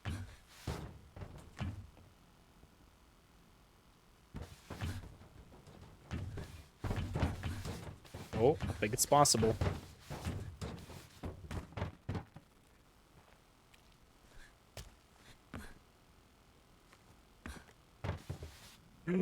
Oh, yes. Okay. Strats. I don't know if I'm really supposed to be here. No, there's an invisible wall, and that crate is now gone forever. Okay, I'm not supposed to be here. Cool. But yeah, it's... See, I don't know. I see a tall wall, and there's a clearing here. I see a bunch of crates over there. Thought I had to scale it. Because, again, you didn't really establish that you had to use a crate to scale that little ledge. That was just kind of my, Half-Life instincts coming into play. And at the same time, I had to kind of learn that, and I realized that, okay, well, this game doesn't really teach you everything you need to know. So maybe there's going to be other places where that's going to be the case, and I just have to figure out how to make make the connections myself, and maybe I have to be creative about it. Oh, I do love the modeling.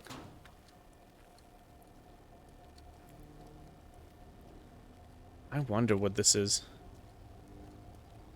No? No? Okay. Okay, if we can't... a GDC talk on doors, or I think on level design, had outlined a very useful quirk about designing doors. You see, this door looks exactly like the sort of door you can walk through. This one you cannot. So now when I'm looking around and I see a door like this, I say, oh, you can go through that door. Now this one, first of all, don't make the pop-up appear then, if I can't go through this door. Like, immediately. Since you've already established that everything you can interact with, well, sort of, you almost entirely established it, that everything you interact with has a pop-up, then don't make a pop-up appear here. Second of all, design another version of this door that isn't accessible, that is visibly communicates to you that it is not accessible. This is something you can see in the Dishonored games. There are apartment buildings, kind of much like what you see here. And in those apartment buildings, the doors that are sealed because of the plague and quarantine have these giant metal crossbars, rivets, giant reinforced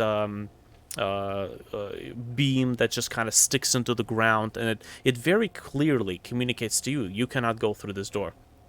I think there's even a simpler version of that door where it's just like a big metal piece. Here, well, put up some boards, with nails in them. Communicate that this door cannot be opened. Put a single board that's kind of propping it up here. Borrow some ideas. Nobody says you can't. But yeah, if like this, this clearly communicates that you cannot go through it. Would have been kind of funny if you can go through it. All sorts of things could be possible in this whimsical land. But yeah, use the same kind of door over here. Yeah. Okay. Anyways, cool. So what are we doing? The town hall is supposed to be safe, and perhaps I might find some signs of Walter along the way. Okay, so where are we supposed to go? We're supposed to swim? Something tells me not.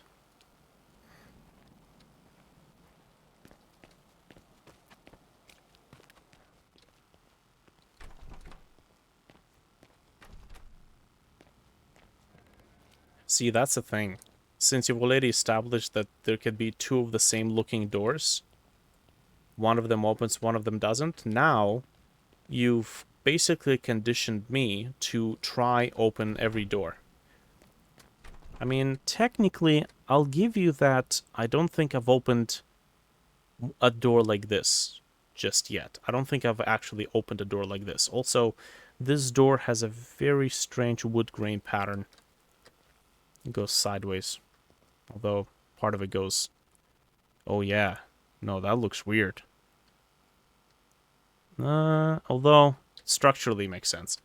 Okay, anyways. That's nitpicking. Just ignore me. Okay, so something's got to be here. Yeah? No? Can't carry any more vials. How do I use a vial? D. Okay, can't... V? I? Q? Oh.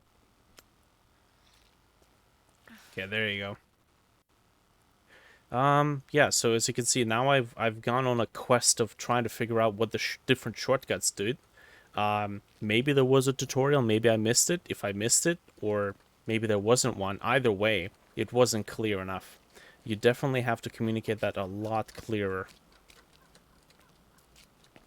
Like, maybe that elevator that you were riding up, or maybe even when you were turning on that generator, right as you turn on the generator, have like a steam explosion, scripted steam explosion, not like a casual steam explosion, but a nice animated steam explosion where your hands are covering your face. Have the steam be blasted in your face and you lose a whole bunch of health, and then a prompt pops up saying, heal yourself with a vial. And of course, you give the player a vial ahead of time, so that you teach them.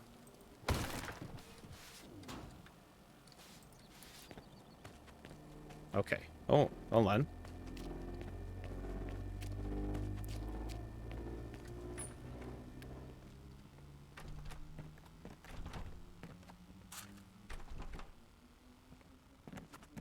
I keep expecting to have like a mannequin just appear out of nowhere. Oh, you could open these. Oh. Oh, man. You have to teach these things. You have to teach these things. Have the guy over the radio. That's the job of the guy over the radio. Have him actually tell you. You see that little thumpy thing over there? You know, disable it.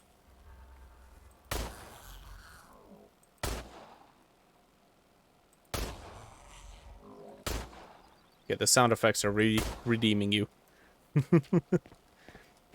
do like me some good sound work. Okay, this is useless. Bonk. Okay. Yeah, you definitely had to have taught me this, because that's... future reference. You know. Do it in the future. Where's this other guy? And do I need to go kill him?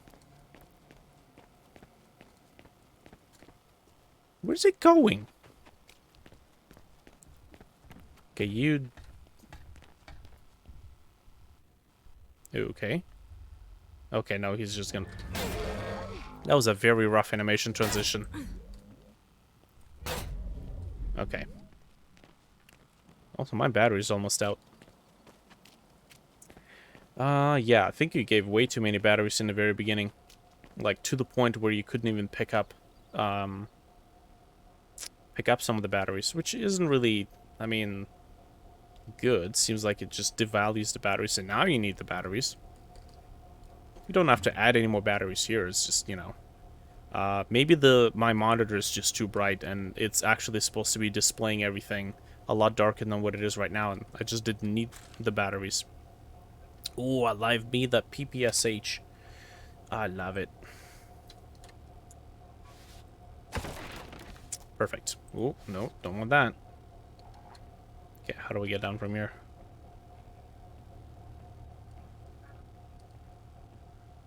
Oh, we got gates. One-way roads.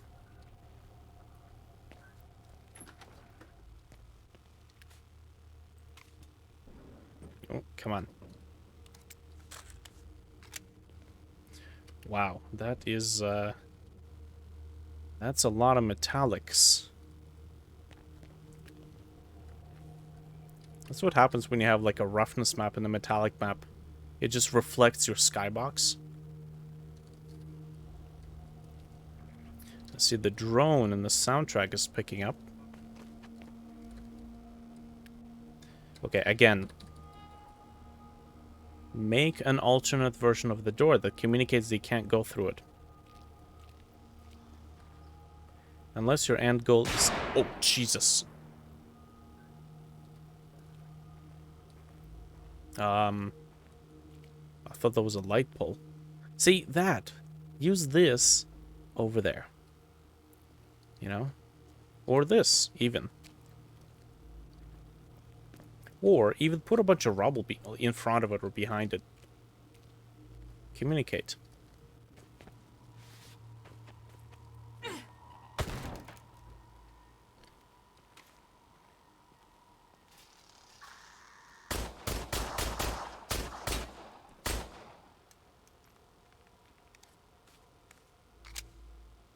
You know, had an interesting encounter for this would have been putting a bunch of tall bushes here and then hiding one of these things here. And then, you know, you got your crate here. I walk up, I break the crate, and this thing runs at me. That would have been a very interesting introduction. Ooh. Wait a minute. Wait a minute.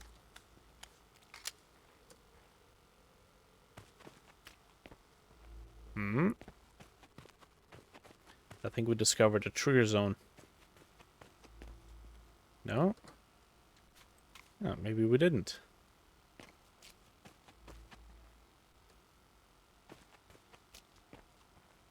Alright, fair enough.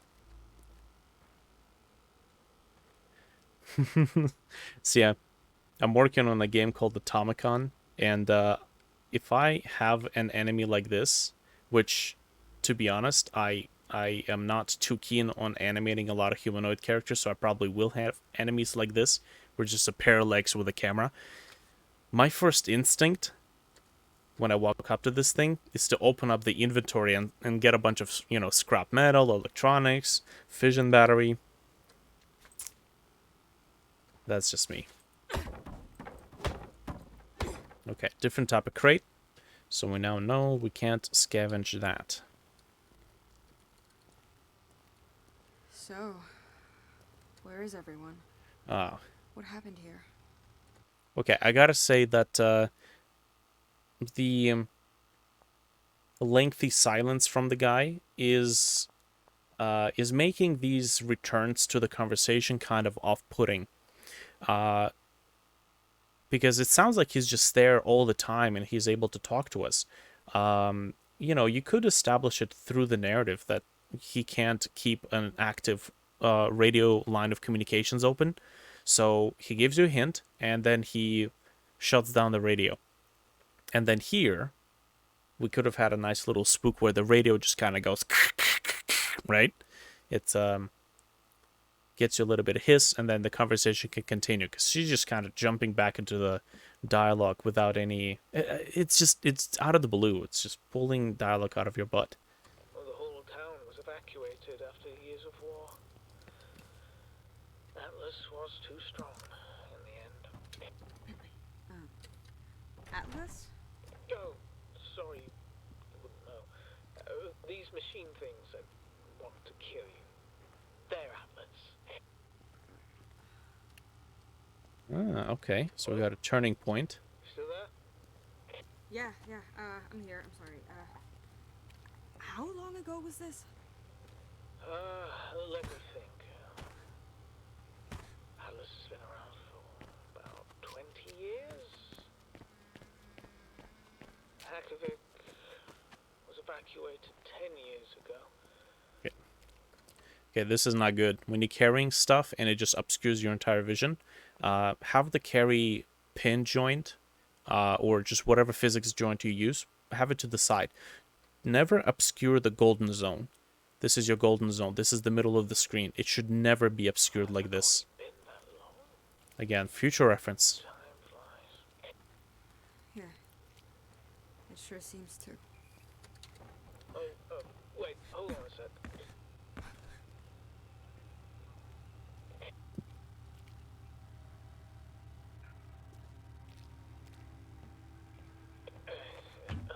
Sorry.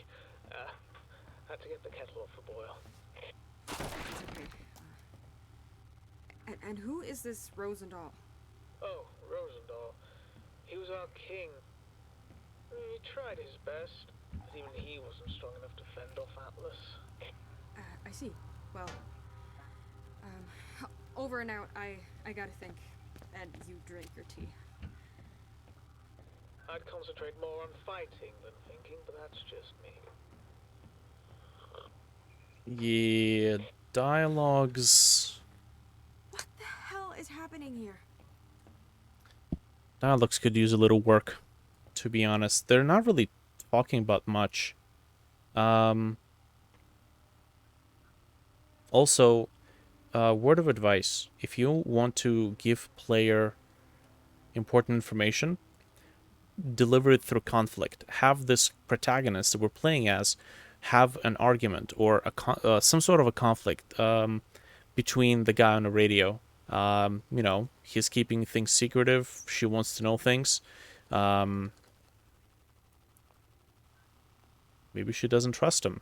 Maybe he should have done something that you can kind of take Russell from Half-Life Alyx, where he's got character flaws where he isn't really all that generous, and he's like, ooh, you gotta constantly be reminded that you don't own the gun and you don't own the gravity gloves. You gotta return that and you return this, and you know he's not exactly the most holy of characters. So you could try to use their personalities to generate a conflict. And through that conflict, you would have to deliver the information. You know, why aren't you telling me anything? I have a right to know. I don't think I'm going to be good enough to come up with a worthy dialogue on the spot. But this is definitely... Any sort of important information is definitely better to be delivered over conflict. Over tension, over arguments. I do like your lamp design.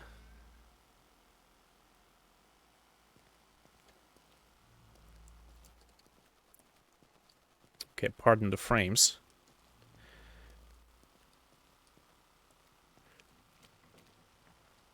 I do like this. I do indeed like this. Also, I was born in the age of Pentium. Not born in the age of Pentium, but my gaming career was born in the age of Pentium, even before I had the Voodoo 3DFX Voodoo graphics card. So I'm just feeling at home at whatever frame rate this is. I'm not too picky. If anything, I'm feeling a touch of nostalgia. Also, a little bit of Vietnam flashbacks. Or frame rate flashbacks, I guess you can say. Yeah. I mean, anyone else will definitely, like an average gamer is definitely not going to be too happy about this sort of performance. I mean, you know the game does run pretty well. You've seen it run pretty well. So, possibly, maybe those spheres could have a low poly version of it. I might want to start cutting it down just a touch. Yeesh. Okay.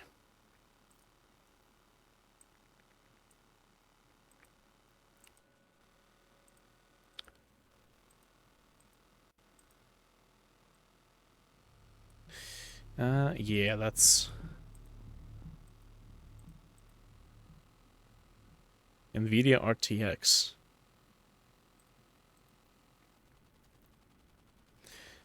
Okay.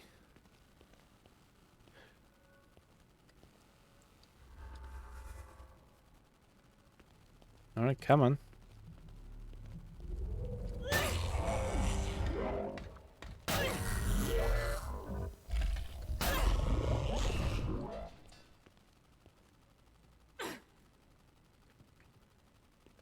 Battery's full. You know what?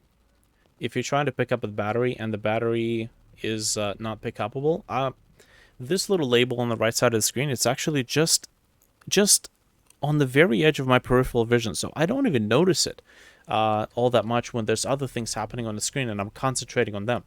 Add a sound effect. Add a little bit of a sound effect, like wow wow, right? Some sort of a sound effect, maybe like a little mini, very quiet buzzer. Eventually, you'll just, after 2-3 times of trying to pick up an item with a full inventory, you'll just learn. Hey, you can't pick things up. This is what it sounds like when you can't pick things up. Ah, okay, perfect.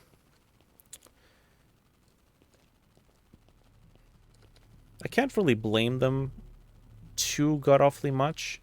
This is a pretty medium rig, and also with the amount of people that they have working on the game, I don't think they can afford creating, LOD models for literally everything here. So I think they're trying to rely on occlusion, where when you're not looking at an object, it just doesn't get rendered.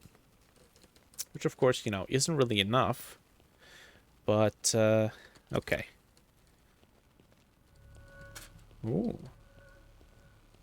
Okay. I can safely ignore those, I think. They're just little niceties.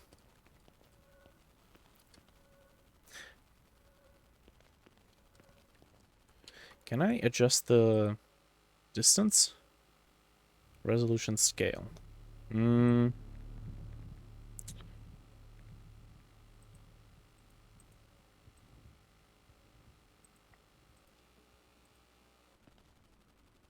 Oof. Okay, hold on. Oh, oh, oh my god. Okay, so I don't think you guys baked your shadows. Because as far as I know, you're supposed to have 3 levels of baked shadows. I mean, this means that your shadows are in real time, isn't it? Oh, you can't do shadows in real time. That's not good. I mean, that's probably why your performance is tanking so much on mid-tier machines. That's not good. You gotta bake your shadows. This is why you bake your shadows. This doesn't need to be done in real time. Okay. Alright, that's fine. You know what? We'll power through it. If I want to be able to comment on graphical components like use of light and shadows, you gotta make sure the shadows are actually being rendered. Plus, let's hope this is just a couple of places where we're hitting snafus. Okay, in Godot Engine, there's this thing called ports or portals, I think. Essentially, there are zones that you walk through, and then you can basically tell certain objects to just stop rendering when that happens. Realistically, this right now, I would bet that there's still exterior environment being rendered, which this is where that in Unreal Engine would have been perfect. Yeah, I mean, that right there. That is a still image. That is 100% a still image, which is... Whoa. Oh, what?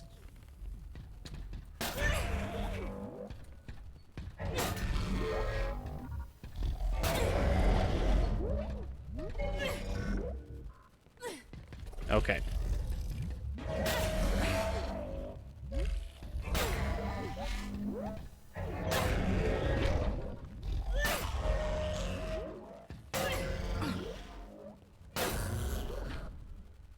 Okay, so couple of things. As you saw, your method of handling audio, it looks like audio sound sources get isolated from room to room. I don't know what is responsible for it, but as you saw, I was just standing here and I thought it was just background noises, but no, apparently I was getting wailed from behind. So yeah, that's one thing. You got to make sure that you actually get your sound working right. Now, what I said about that, the fact that that is actually a still image, nothing wrong with that. To be honest, that seems to be just as fine of a solution because you definitely can't afford to have high resolution models there. But what I would have recommended maybe is that looks like a real world photo. Maybe not. Maybe that is real geometry because it's behaving awfully weird. Okay, we're gonna have to see if we can actually get out into that area because if we can, that makes sense. Hey, we got a shotgun. Either this game is only a few hours long, or we're just getting weapons too quickly. Oh. I'm hearing noises. Oh.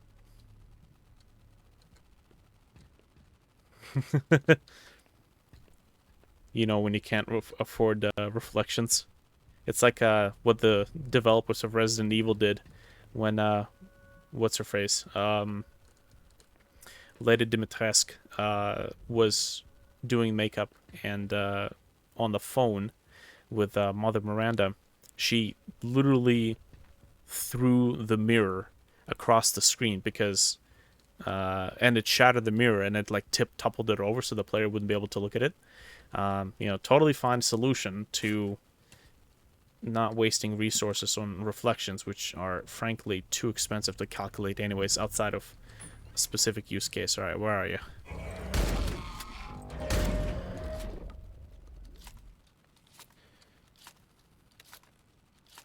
So my guess is that the reason we're chugging so much right now is probably because... hey, look. As soon as I look outside, I'm guessing the object queuing has kicked in and everything behind me stopped rendering. So there's probably like a bajillion small little objects in here that most likely have way too many polygons for their own good. I mean, I wish... Is there a console command? If the developers can add a console command to this so that I could maybe take a look at the game in the wireframe view and take a look at what here might have too many vertices, I would honestly say that we could use this as a pretty solid case study. Like, I can kind of see that there's definitely edges around things like cylinders, but I wonder if there's maybe too many edges. Yeah, like this chair leg, I think that has too many vertical vertices, or vertical edges, which of course, you know, also facilitates vertices.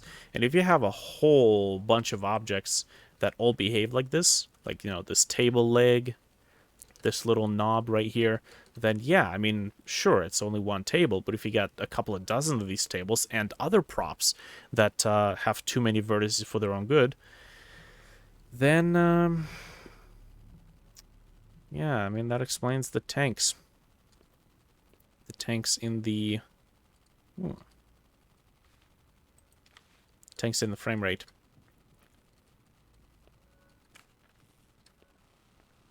Yeah, look at it.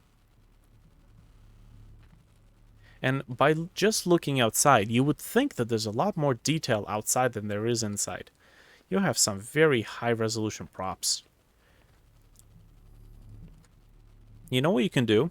An easy fix is put a script into your level constructor when your level loads. Just talk to like half of your props in the game and just destroy them. And make that an option in the settings, where it's like world density or prop density, right? I mean, I doubt that after you've already made this game, there's going to be a lot of reasons to kind of go back to it and redo it, although you have been pretty diligent with fixing up the really egregious things. You know, the the really large offenders, so to speak. Wait a minute. Okay. Example. Let's take a look here. Is this a texture or is this? No, this got to be normal bakes, right? So yeah, something like this. If I could see this in wireframe view, it would have been great. Maybe if I can shoot at it. Take a look. No. Okay. Yeah, so something like this. Wait, hold on. No. Yeah. So when I look away, the game doesn't really get any better. Yeah, just add an option to your settings called prop density, and then put a script that when the level loads, just talk to, let's say, based on the prop density, maybe 1, 2, or 3. If it's 1, then destroy every maybe third or every fifth prop, right? As long as it's not crucial level design prop, like for example, that cluster of couches that is blocking our way out of here. I mean, it's a dirty fix. It's not really the best fix, but it would at least give me or people like me an option to play this game with better frame rate, without you implementing like a horrendously large amount of additional code and remodeling everything. Because I mean, when you remodel stuff, you do have to retexture it, unless you remodel. And when I say remodel, I don't mean make from scratch. I mean reduce the vertex count of objects. Because sometimes when you reduce vertices, you have to delete vertices. You have to delete edges and vertices, and sometimes that messes up the texture because that texture didn't expect some of the vertices to go, and your UV map would then get kind of messed up because when you delete a bunch of vertices, you have surrounding vertices trying to fill up the gaps, and sometimes they do it in a least optimized way, and of course that causes you to have to retexture the whole object. So when you have also dozens and dozens and dozens of props in a level, it makes perfect sense why you're not really fond of the idea of working on optimization. So give us prop density. At least it's a temporary solution.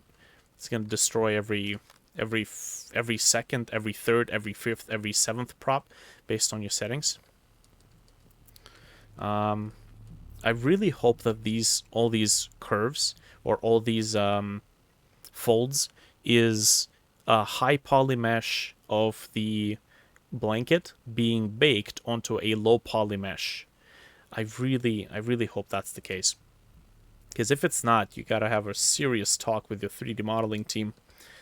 Again, this is also for me to remember, because my very first game that I ever finished is a game called Way Home, and it's technically, in its state, it was nothing more than a first experiment of me making a game in Unreal Engine, and it was one of those like 3D survive the night at this abandoned house sort of games. And God, the frame rates are just absolutely egregious. So it's not like I'm immune to that, right? It's just that I had learned that lesson.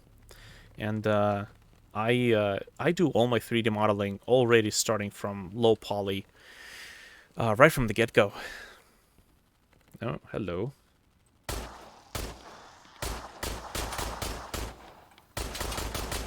Okay, that thing is too silent for its own good. Something is definitely wrong, or definitely buggy with the audio emitters or audio listeners. All right. Okay. You know how people usually open up a window so they could get some fresh air? I'm gonna go up to a window to get some fresh frames. Oh, yes. Okay. All right. Cool.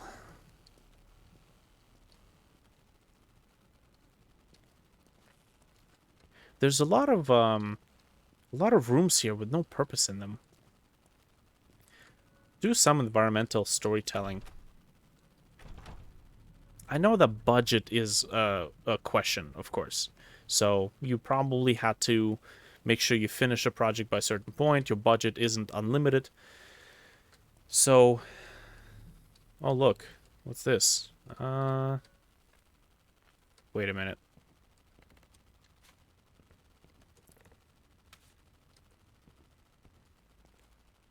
Okay, good. So this is just an environment map. I thought you were actually doing ray traced reflections. It's the one thing that I said you shouldn't be doing. Okay, good.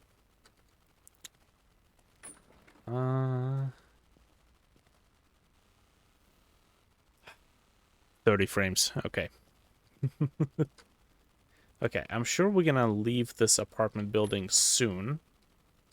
And we'll be back to normal frames. Thank God this isn't a gaming channel. Because good lord.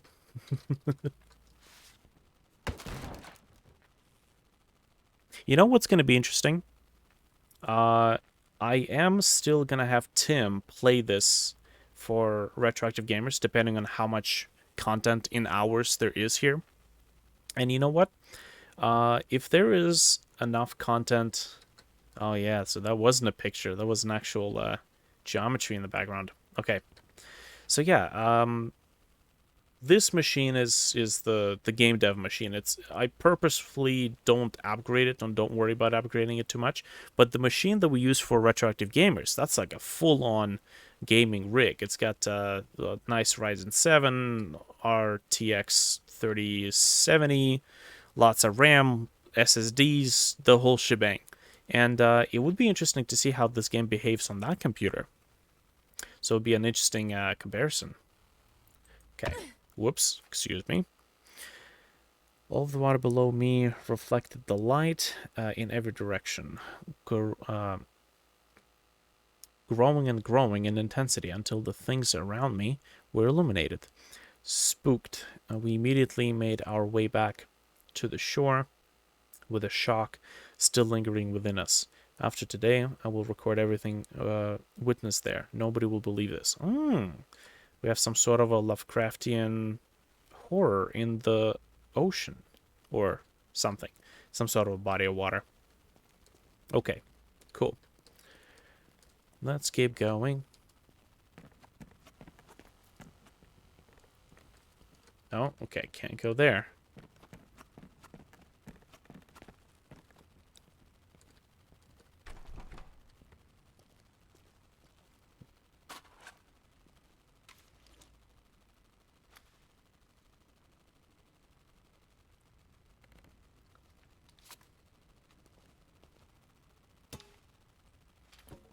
Oh, hold on.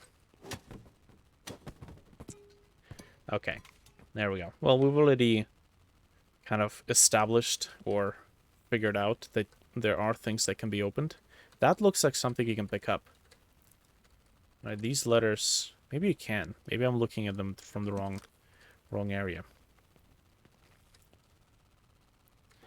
No.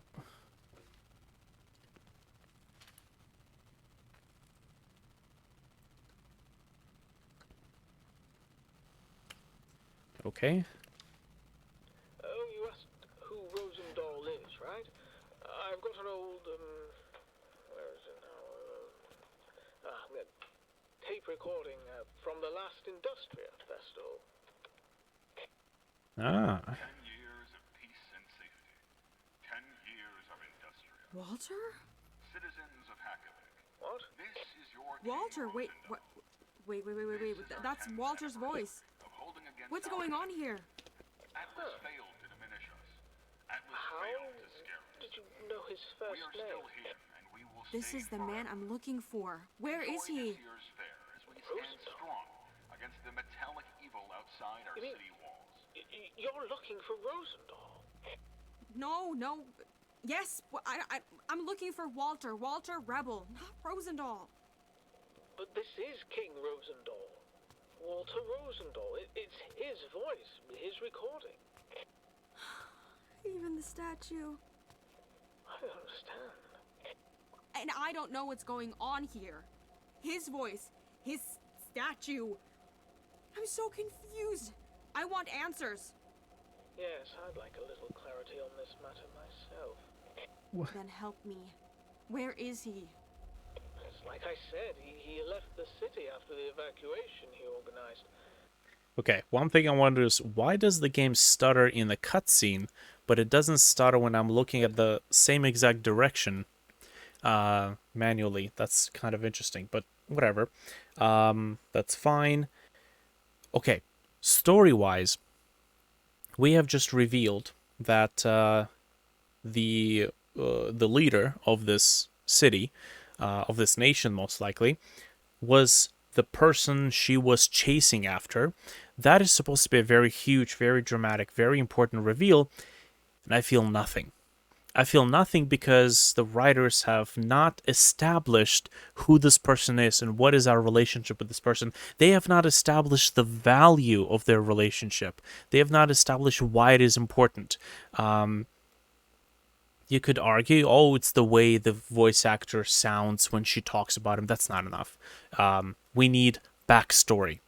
We need history. We need backstory. We need to know what it is we're searching for. Right now, it's just a name. Right now, it's just a name, and that's a problem because this should have been a very powerful plot twist and very powerful reveal. And well, I feel nothing. You have to kind of learn from this mistake in this case. Definitely could have been a lot more powerful if we had more time to learn about this character. You know what? Those grayscale flashbacks, that little purgatory that you go through, you could make that, refactor it instead of it being, the library, or make it whatever. In those flashbacks, you could have actually put little pieces of the backstory of this protagonist and this leader character, Walter. You could have explained their history during these flashbacks or during these little grayscale purgatory scenes. This would have been a perfect place for you to introduce that information, so you wouldn't have to design a whole new environment or a whole new scene. I mean, who knows? Maybe that gray purgatory place is the place where the protagonist and that gentleman used to work. Maybe that's where they found out about each other. Maybe that's where they got to know. Maybe that's where they fell in love. That would have prepped me as a viewer for this revelation, and that would have made me feel what it is that we have just lost, or what it is that we have just missed out on. 20 years of with this with this other half of the main protagonist's life, right? So this is why it's important to have a backstory. This is why it's important to have history, to have a backstory, to explain it, to make sure the players in the know, right? Because again, the question is the stakes. What are the stakes? Had you explained the strength of the relationship between the main character and this gentleman, then you know the stakes are high, and you know that 20 years of difference is going to be a huge price to pay, akin to the Interstellar, where the main character just returns just barely before his daughter dies, with that huge time jump, and he finally fulfills his promise of him returning just before she passes away, surrounded by the loved ones. The reason why it works in that movie is because the relationship was explained. It was presented to you. You saw what their relationship was. You saw how complex it was. That sort of complexity, if you were to introduce it, you could have inserted it into the grayscale areas. That's where we could have made a connection with this guy, right?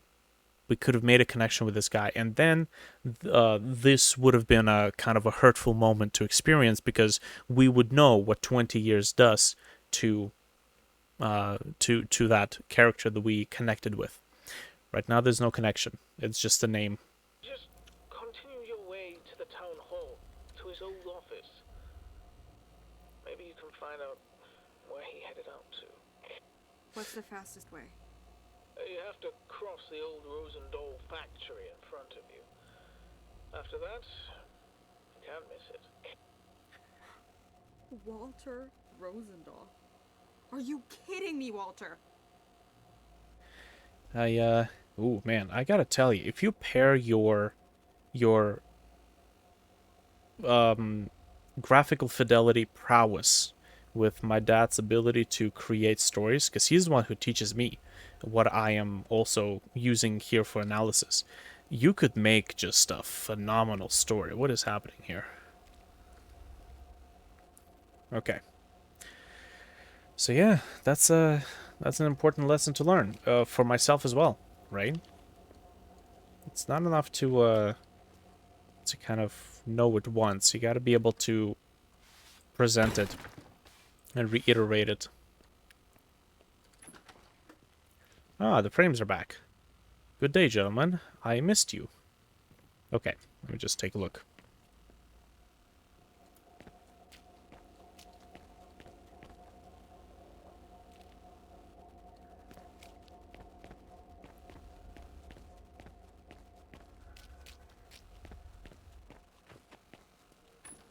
Ah, nice. Okay.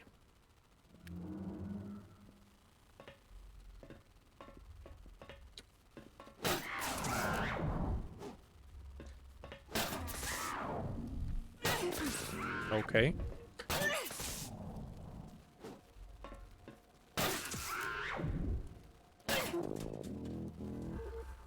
Okay, having a little bit more variation in the behaviors of the characters would have been definitely helpful.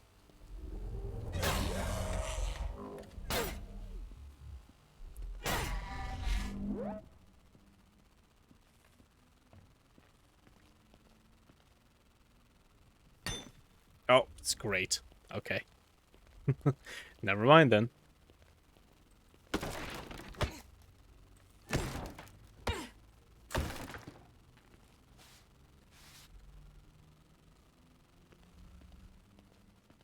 Oh, hey. It's still here. As a matter of fact. Thank you. Okay, so there's two ways we can go.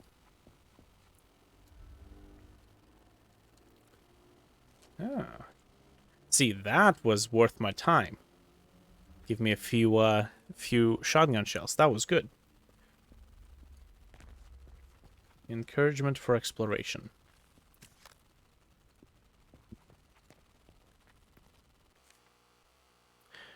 The man from another place will be the opposing candidate to rival King Dominic III at a public rally in the Institute of Applied Science. Okay. Oops. Rosendahl explained that Hakovik's only hope is to clear step against the incoming threat he calls Atlas. Clear step against the incoming threat he calls Atlas. He further showed many fundamentally changing innovations. Ah, cool. Including a completely new energy source that could outrun coal and steam energy by far. The lasting unhappiness of the people of Hokavik play into Rosendahl's hands. If Rosendahl wins the election, the city can expect many fundamental changes. If he loses, Dominic III needs to show his strength against the ongoing events. Okay, so we got a little bit of a environmental backstory. I can appreciate that.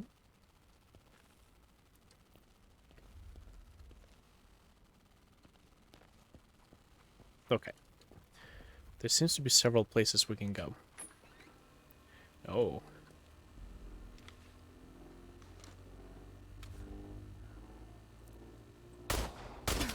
Oh, yo, yo, yo, yo, yo.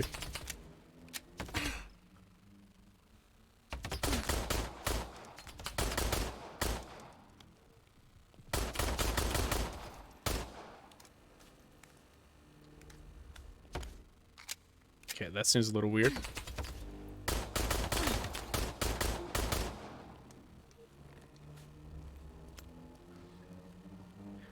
Alright, there is a ladder there. But before going there, let's go explore over here.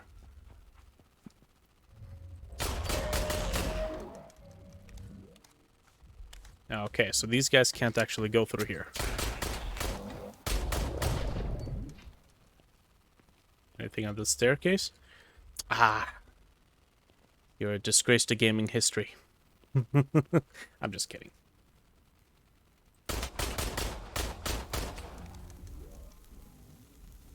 Okay, this is a really weird thing. It's like you gotta wait for, like, if you launch the animation, you have to let it finish. Retriggering the animation is just gonna, well, it's gonna look iffy.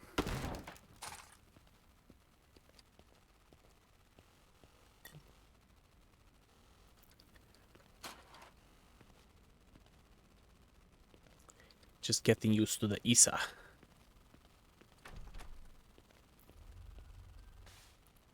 Ah, sorry, my Wolfenstein instincts are kicking in. Yeah, what do we have here?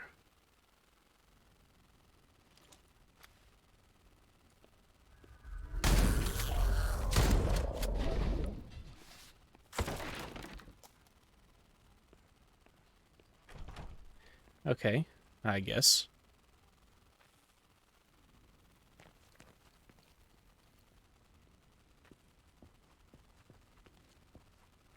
Is there some place to go here? There was, wasn't there?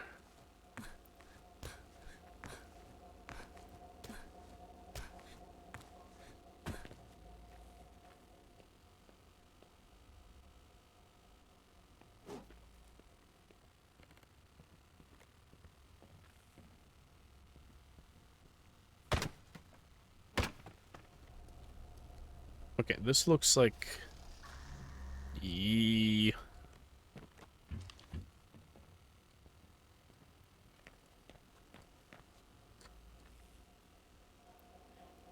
I don't know if this is gonna end up being kind of like a Wolfenstein 20... What is it, 2012? Or 2009 Wolfenstein, where it's kind of like an open world and you go in the direction you want to go.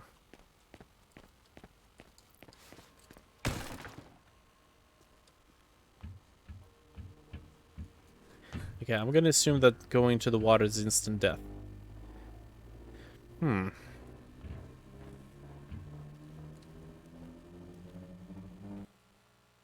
Okay, can't really save.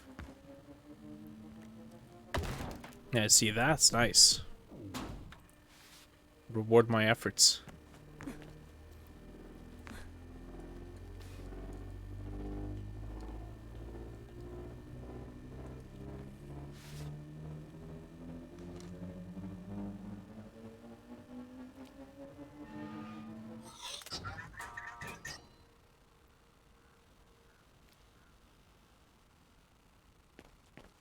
Ah, okay, this is nice. You don't have to take the long route back to the place. That was a good... Hush now. That was nice.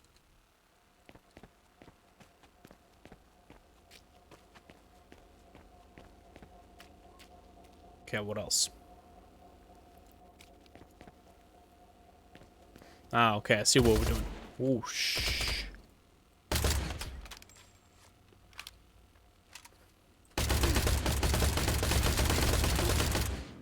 I love the gun sounds.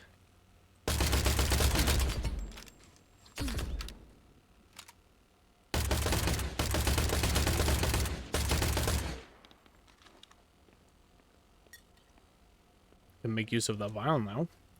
Can I pick up your way up once? No? Alright, guess not.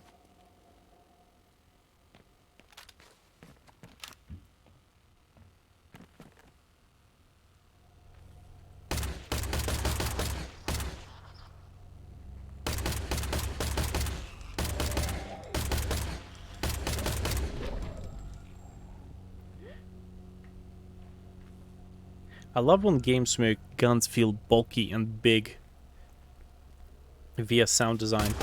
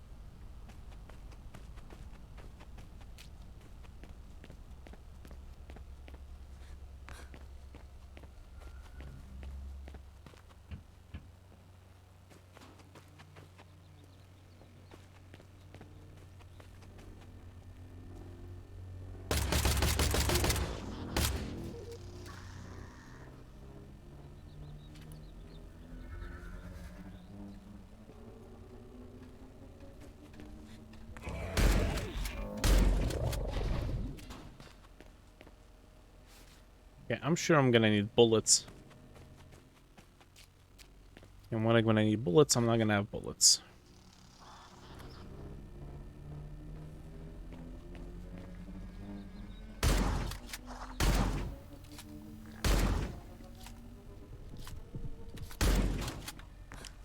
Come on.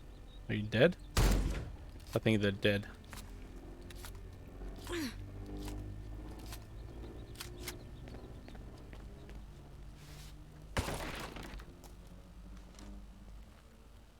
Well, at least now that you know that you can break open crates, you're making use of that mechanic.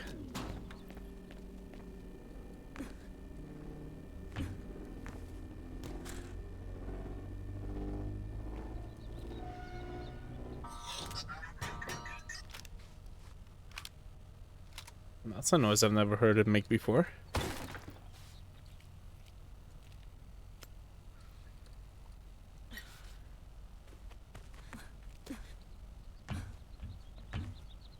can only imagine the way back is through this.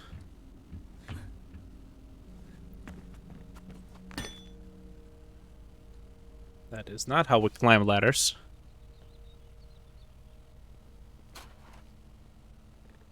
Ah, yes. Canned shotgun shells. My favorite. Just like Mama used to make.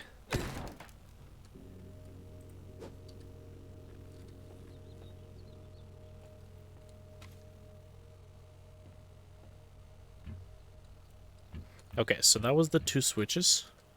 And I'm guessing we're gonna have some enemies spawn now.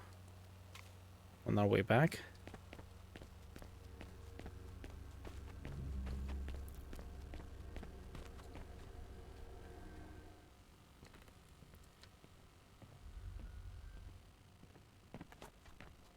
Yep.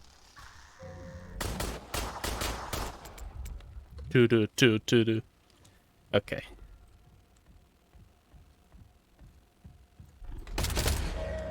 Right.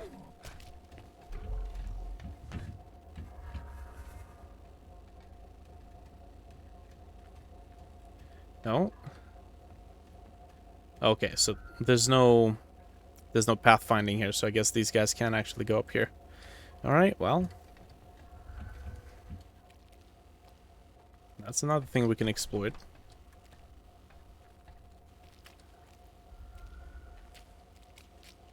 Hey, you still there?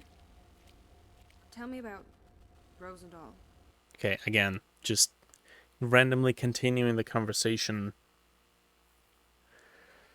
Where'd he come from? Well, he arrived here just like you. The most important thing is you have to give a reason to continue the conversation, not just randomly continue the conversation. Take example Half-Life Alyx. The relationship the main protagonist and this guy voice on the radio has is very similar to what you have between Alex and Russell.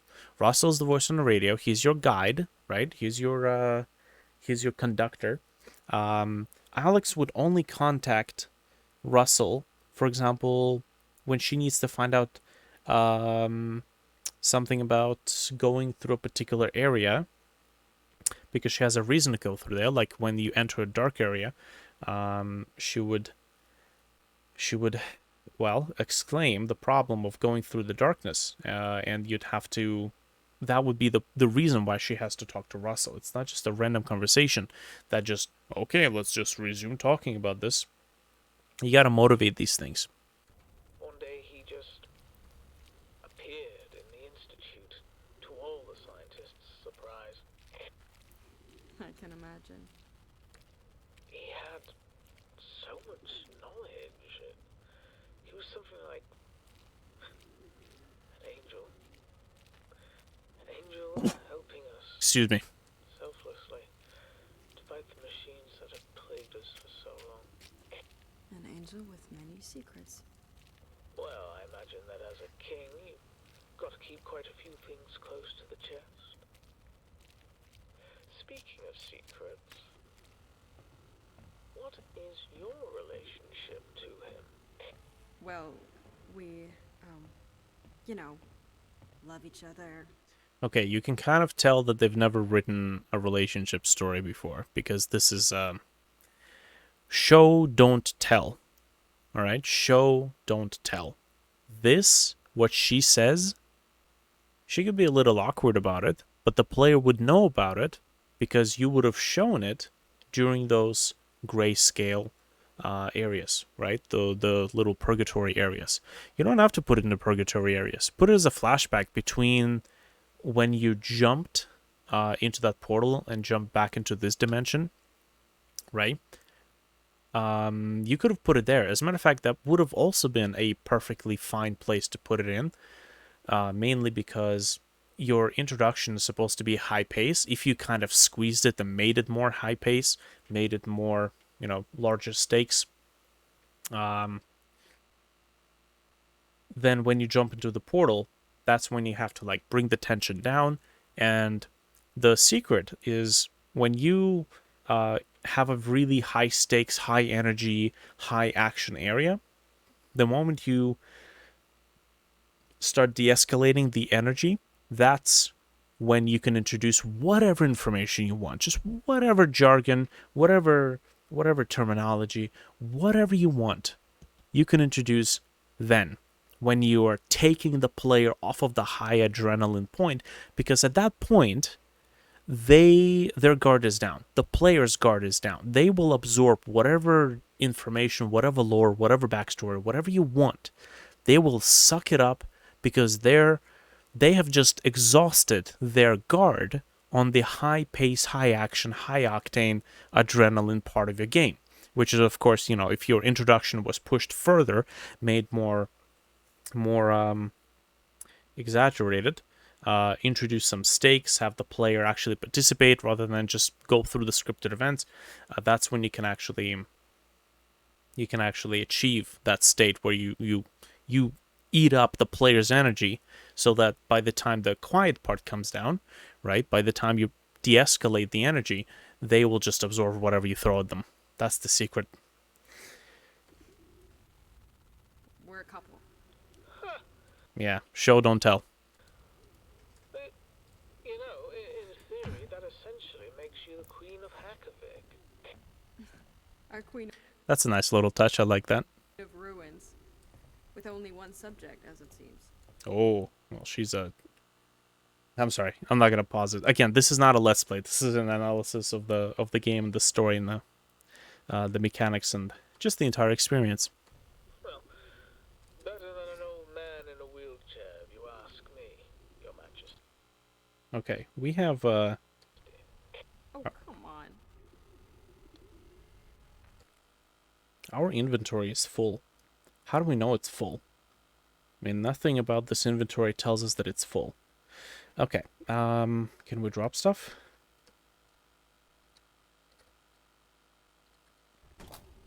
Oh, okay, hold on. What do we do? Oh, E to use, I see. Okay, so E to use isn't really the most appropriate wording, but again, you never really taught me how to drop things. So again, that was just a bunch of button mashing, trying to figure out what's happening. Oh, okay.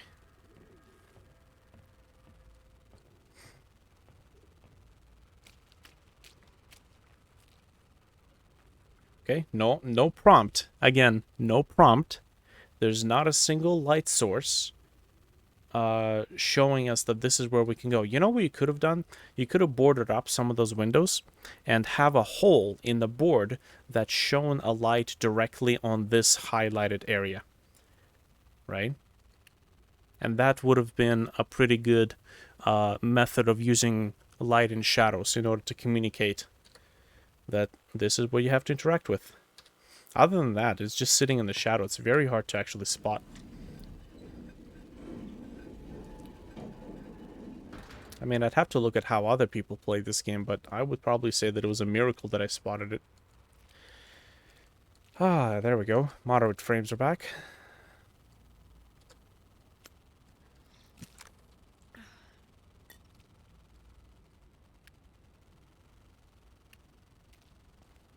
Show, don't tell. Don't make the protagonist tell she loves it. You gotta show it. And you gotta show it as a backstory. Now, you see, this is a very clear method of communicating that this door is not usable.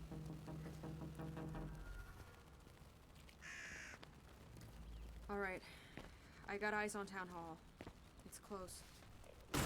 Don't get yourself killed at the last hurdle. Just up that hill, and you're there. Thanks for the heads up, old man. Oh, anytime. Hey, there we go. Oh, hold on. Oh, okay.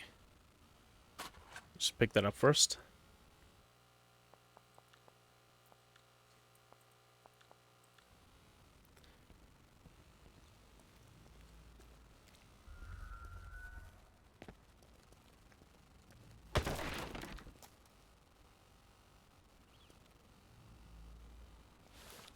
Ooh. Ah, I remember this from the Twitter screenshots. Nice. It's the really cool way of handling scopes. That is not an enemy. Oh, I hear a farter.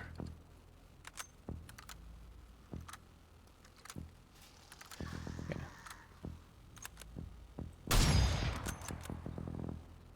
What?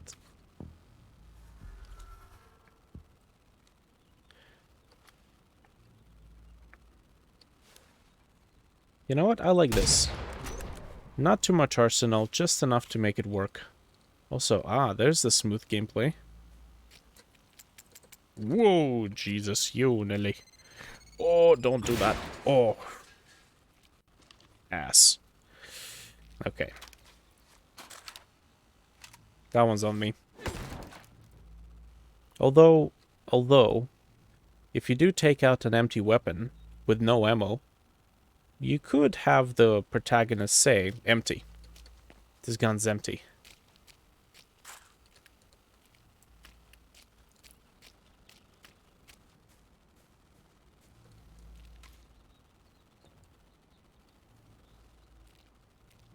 Oh. E.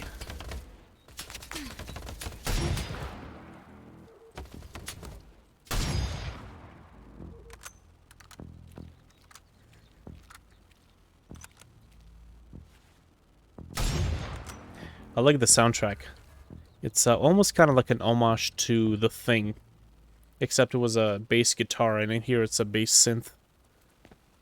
Doon doon. Oh, no you don't.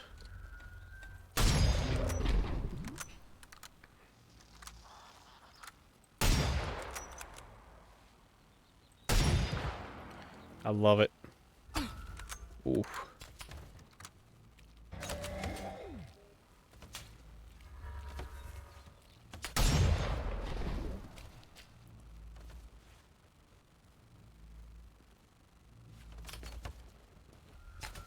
Okay, well that's just not fair.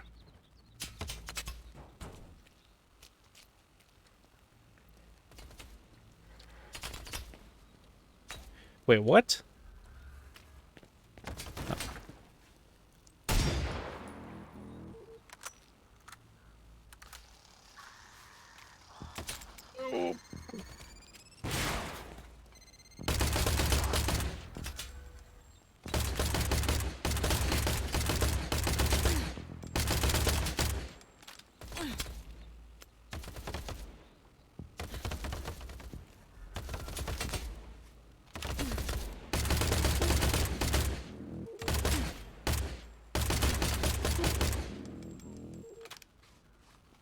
I like the sound effects. They communicate that they're dead.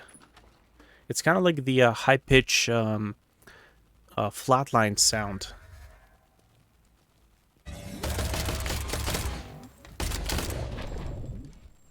Okay, I know that there's the vinyl record.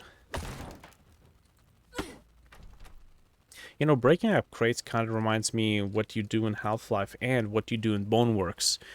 There's just crates scattered all over the place, and you just break them apart to get more munitions.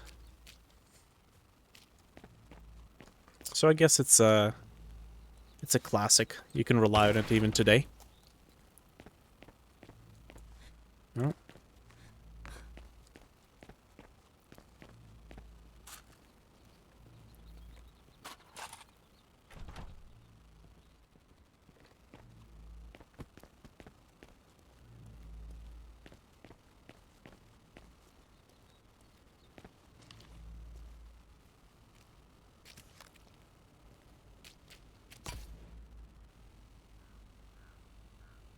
Who says hello?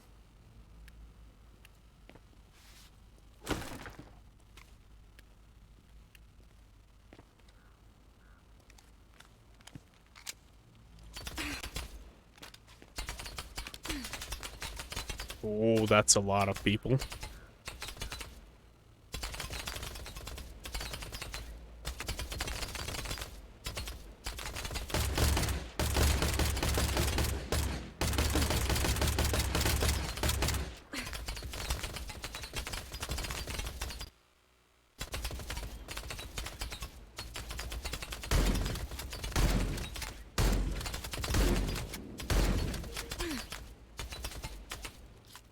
Okay. Thank God these things can't throw grenades. Alright, long range shotgun, go. Go, gadget, long range shotgun. Oh.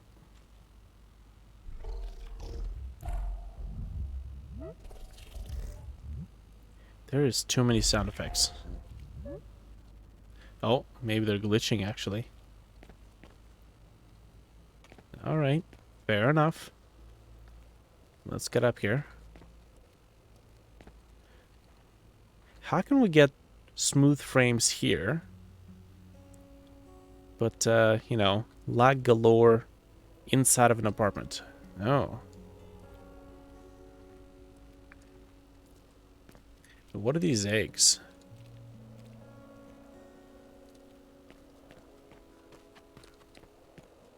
I think I found Town Hall. You know, I'm actually quite curious to know what's in there after all these years. Hopefully not too many things that want to kill me.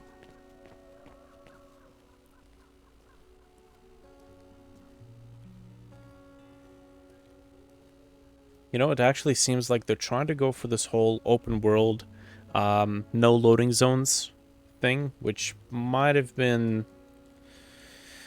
Well, I mean, they might have actually fixed their whole lagging issue by just, well, maybe not doing that. Loading screens aren't bad, as long as you do your pacing right. As long as you organize your pacing correctly.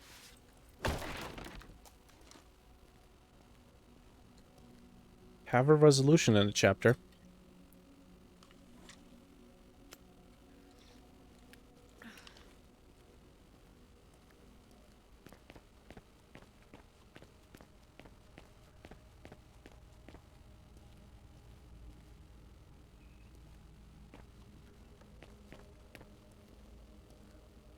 See? See? No heads-up display.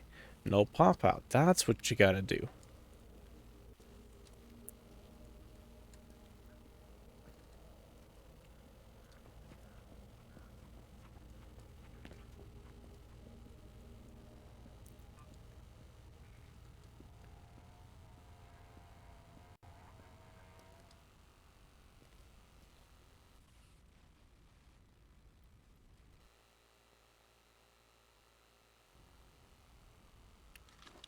No? No one's here. I would have been more surprised if there was. Take a look around.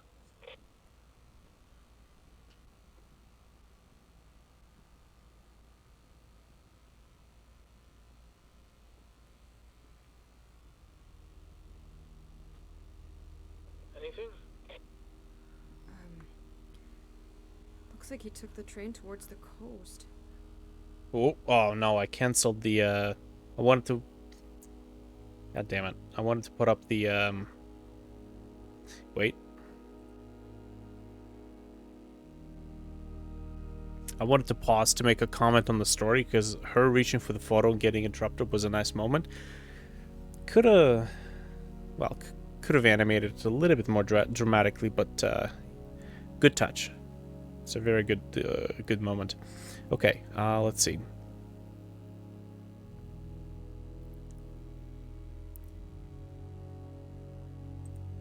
I want to see what that cutscene actually has to say.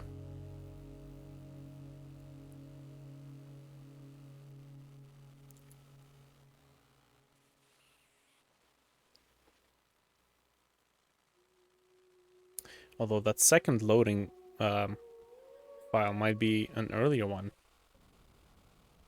Oh. Yes, okay, so that's not the one. We want probably this one.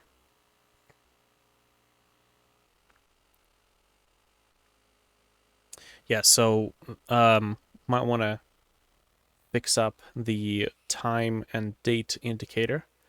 Just make a record of the date and time, honestly, and just display it in raw format. Because it looks like you were trying to make some sort of a custom system. Okay, we're gonna give textures a second to load. No one's here. I would have been more surprised if there was. Take a look around.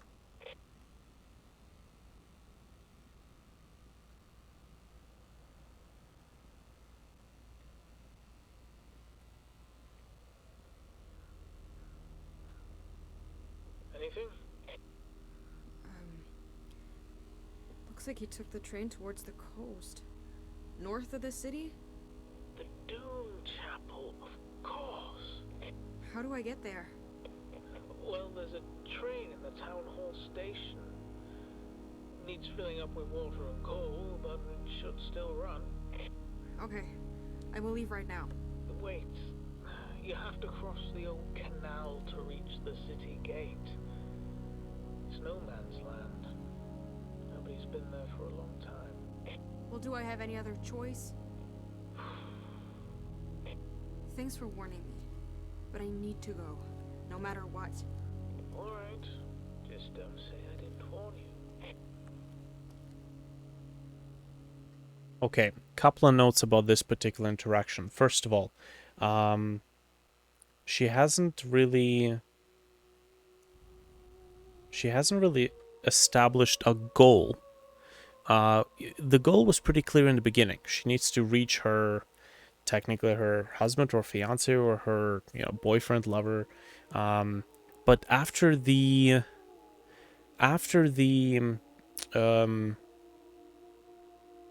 discovery, the turning point, the 20-year gap, there had to have been some sort of a reassurance that he is still alive, that he is there's still a way to find them, some sort of proof that rekindles the hope, because the 20-year gap is a pretty long gap, and anything could have happened at that point. It just kind of it makes it unbelievable. If she had found or spotted something in this office that would have reassured her that he's still alive, this would have been a good way to strengthen her resolve. And right now, this is where his letters, maybe his private journal, could have been found here. And she opened it and she looked at it and she saw the date. The date was, let's say, who knows, just he put a date, and she would ask the guy over the radio what date it is it? And he would say the current date is so-and-so, and she would notice, oh, that's this journal entry is really, really recent, like maybe not less than a day recent. So she would know that he's still alive. And that will give her a new goal, reach the Dune Chapel. Because right now we're just chasing ghosts. And her love power, so to speak, it's unfounded right now, right? Again, we don't know what their relationship is because it was never established outside of her saying we are lovers. That's not very convincing. So finding some sort of a letter, maybe his letter lamenting or reflecting alone, putting his thoughts down on paper and she would read them, would give her new strength to reach him. The photograph part was a really nice touch. However, I think it was too rushed. You gotta have a sense of pacing with these things. Besides, we've just gone through like a big combat area. I feel like the difference between the high tension combat area and the these emotional pauses is not significant enough. You have to really, really stretch them apart because then you have a very strong sense of dynamics, and that gives the story emotional drive. So yeah, we should have found something here. Anyways, let's keep going.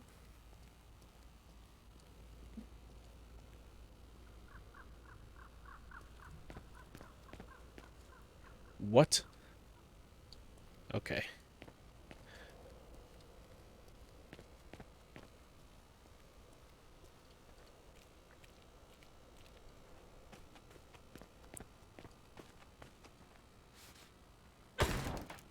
Thank you.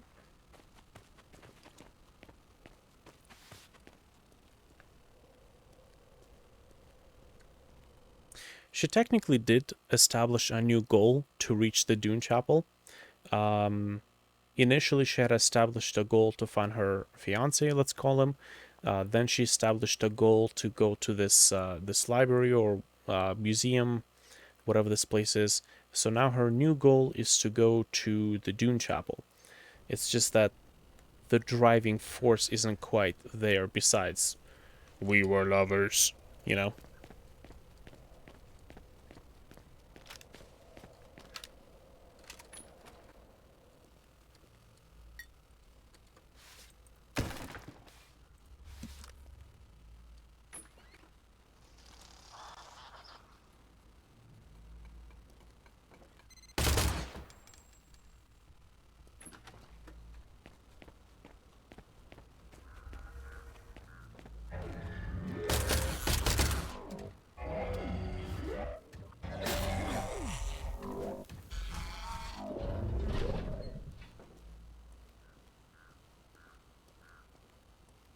What? Where? Oh, he's dead. He tripped. Okay.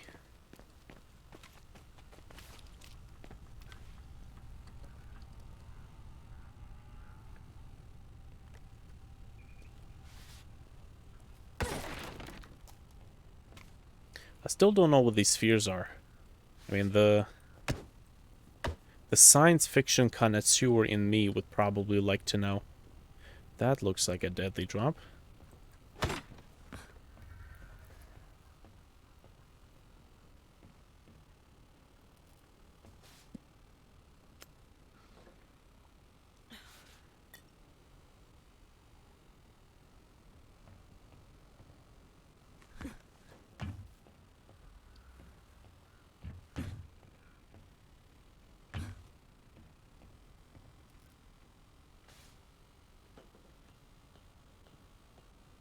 You could extend the staircase, have a little loop-de-loop that goes kind of up like this, and then it just loops around on the top in order to make it possible to easier interact with the ladder from the top.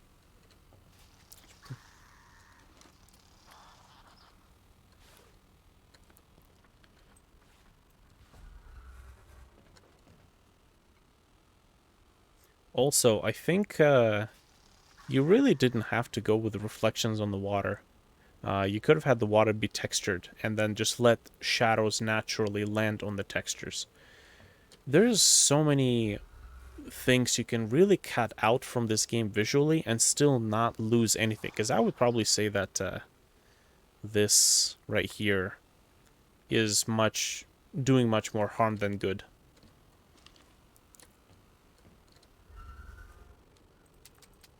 Great. Thanks for letting me know.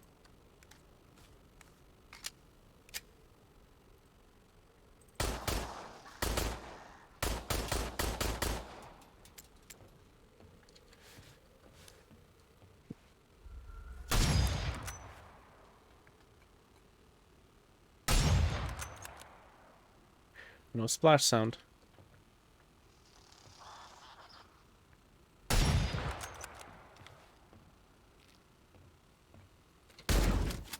Whoops.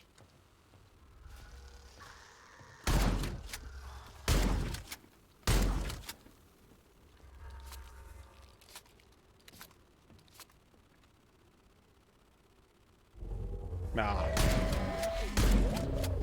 Boo. Can't sneak on them. Would have been a good addition. Of course, you'd have to teach that, but yeah, it's an option.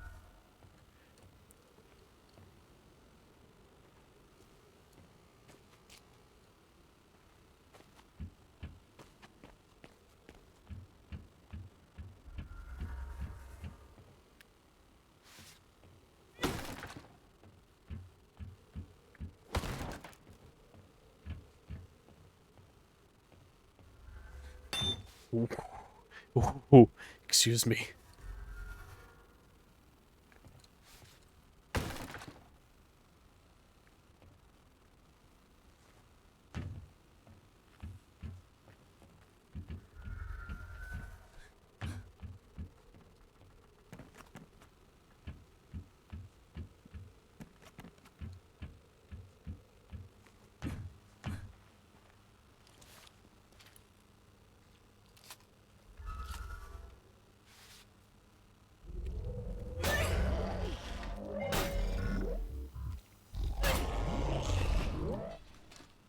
You know, some of the enemies you could have made explode when they get damaged enough.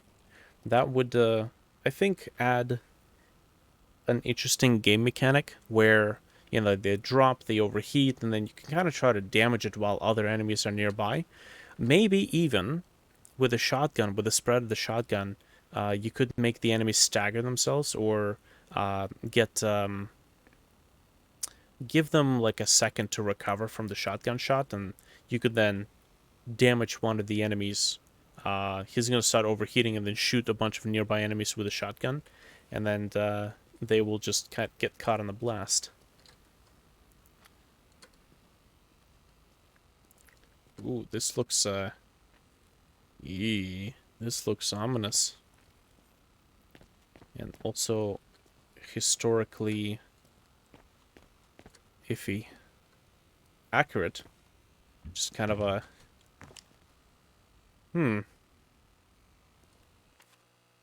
Okay.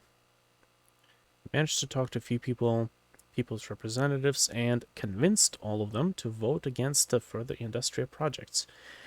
We are all concerned that the dangerous encounters with Atlas, as Rosendahl calls them, are connected with the big machine in the Institute, and not with the Vevelstadt,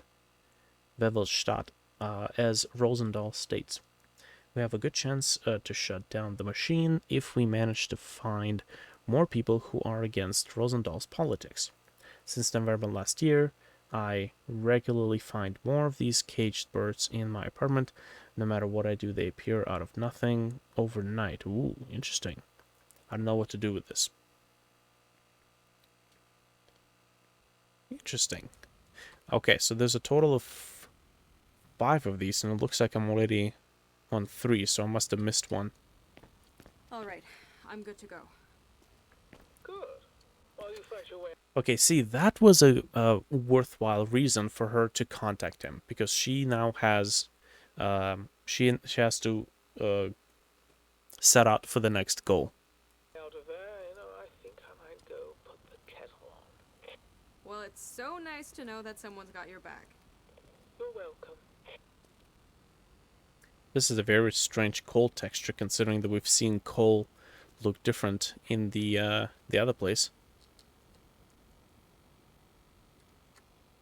I think we gotta... Oh, this is really cool. You gotta, like, interact with it.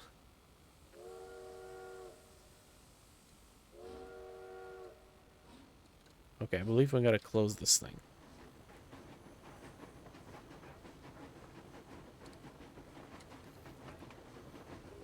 Oh, okay. I guess that was...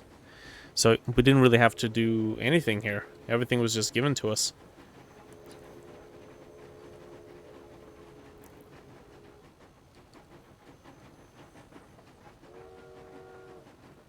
That's a nice touch.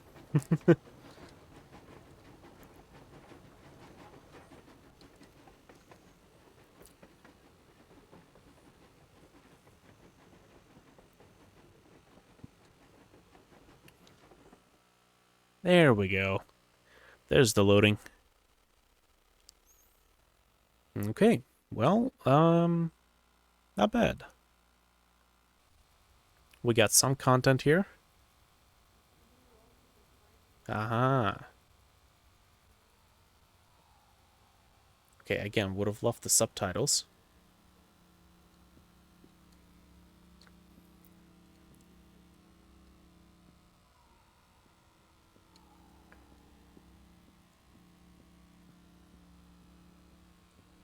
See, this is where you should have told about her relationship with him.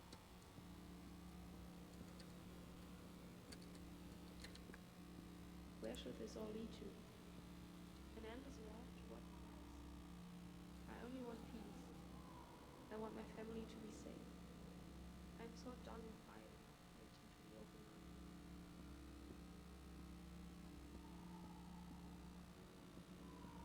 Where should this all lead to? An endless war? What price? I only want peace. I want my family to be safe. Okay, so it looks like you can actually walk up to the voices and listen to what they say. Again, I just now discovered this. This wasn't really taught to me, which is, of course, again, not good, because I probably missed out on quite a few pieces of lore because this just sounded like background noise to me. No subtitles. And hey, you could just figure out which one is the closest point and show the subtitles for that instead. Yes, you do have multiple voices talking at the same time, so show the subtitles to the one that's closest to the player. Other than that, you haven't really taught me that I can walk up to these voices and hear what they're saying. He's brilliant. He's so utterly brilliant. Where should this all lead to? An endless war? What price? I only want peace. What I the? want my family to be safe. I'm so done with Oh, fighting, waiting to be opened up. that's interesting. He's brilliant. He's so utterly brilliant. Where should this all lead to? An endless war? Where should this all lead to? An endless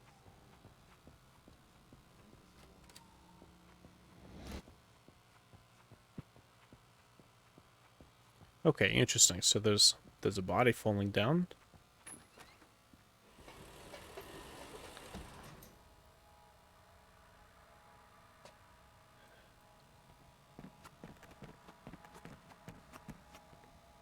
Ah.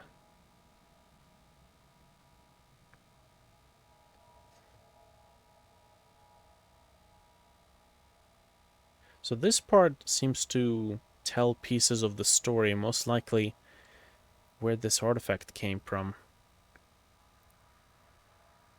So you see, yeah, you should have definitely used this little purgatory area. Over there, in that area, in the previous room, tell the... Ah, I see. Tell the story of the protagonist and her fiance.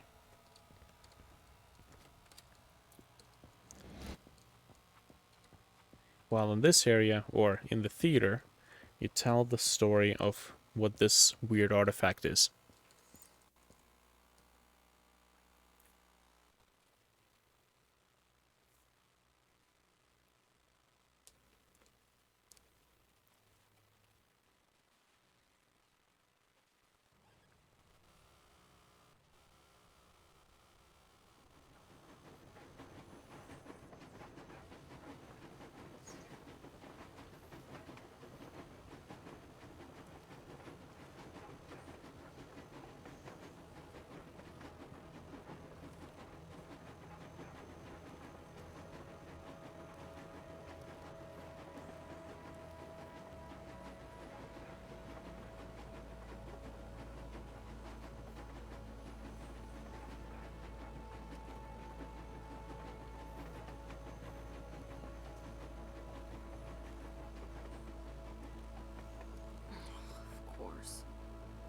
Hey, do you read me?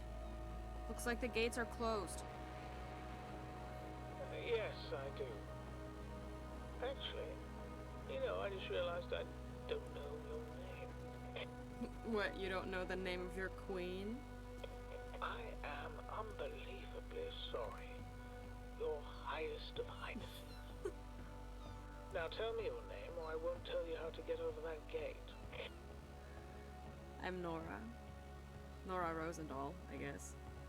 Nice to meet you, Queen Nora from a different place. I am Brent, your only subject, at your service. There's a control room above the gate there. You have to cross the beach and some buildings behind it to reach it. Alright. There's something else, Nora. What is it? I used to live here, before the war. When Atlas came and Hakovic was evacuated, I was wounded and treated in the city center hospital. I was left behind. Brent, I'm so sorry. You don't need to be. I was hoping that you would take something with you to the sea. Of course, anything. Is it far off my trail? Oh, no. It's on the way. Just look for a blue apartment building with a greenhouse on the roof. It's the only one in this area. Alright. I'll keep an eye out. Okay, so see, that's an interesting detail. Now, this guy on the radio has some sort of a value. So that makes him a bit more interesting. He has something.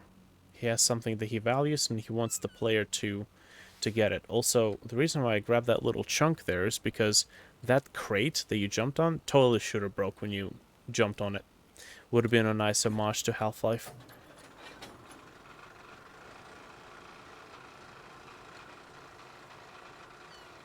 Oh, okay, that's a little...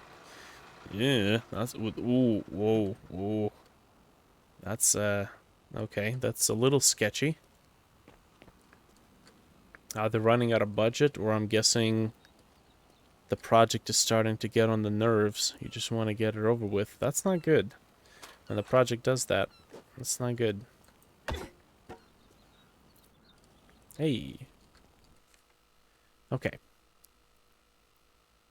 Yesterday's news about 10 kilometers north of Hakovic. More of these hostile steel machines had been spotted. Forest workers were on their way home in the early evening when they saw 3 or 4 of these things. Later that day, witnesses told them about the blue bright flashes of light in the woods, but could not give any exact details. There's no trace of the forest workers. This is now the 4th case within a week. I would like it to be cleared up. Maybe Vevelstadt is responsible for it, and we are made a fool of. Do you have any suggestions? Defense Minister. Okay. So, I'm going to go ahead and save, and we're going to call this it for today. We're going to put this on the first one. Actually, maybe just in case, put it on the second one as well. Alright, so we're going to call this it for today. We're going to continue in the next one. More analysis. I gotta say, it's a pretty good indie experience. I know that graphically this could very well be a AAA title. I would say a nice AAA short title. So there's no shortage of artistic merit. Writing is a little lacking, which, I mean, to be expected. Artists, 3D modelists, animators wouldn't necessarily be studying creative writing when they're doing, solo dev. You already have so much on your hands.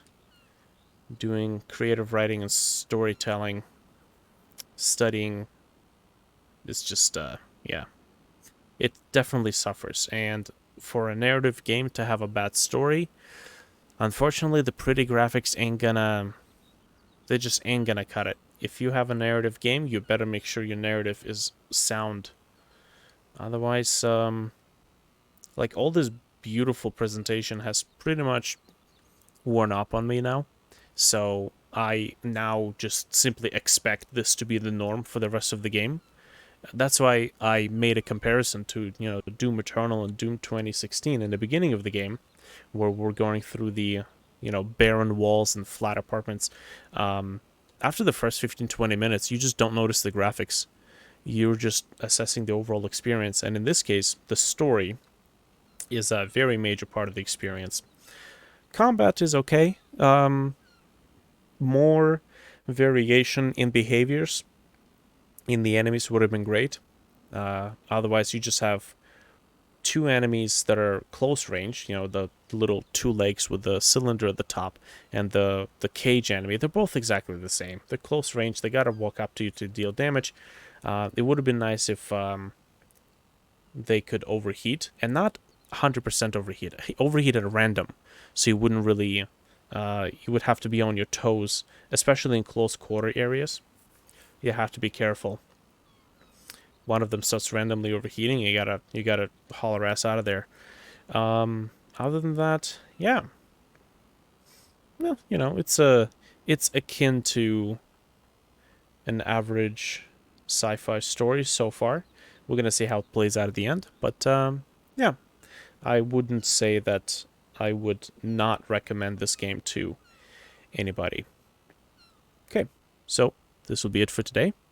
And we'll continue analysis maybe tomorrow. Finish it up, I think.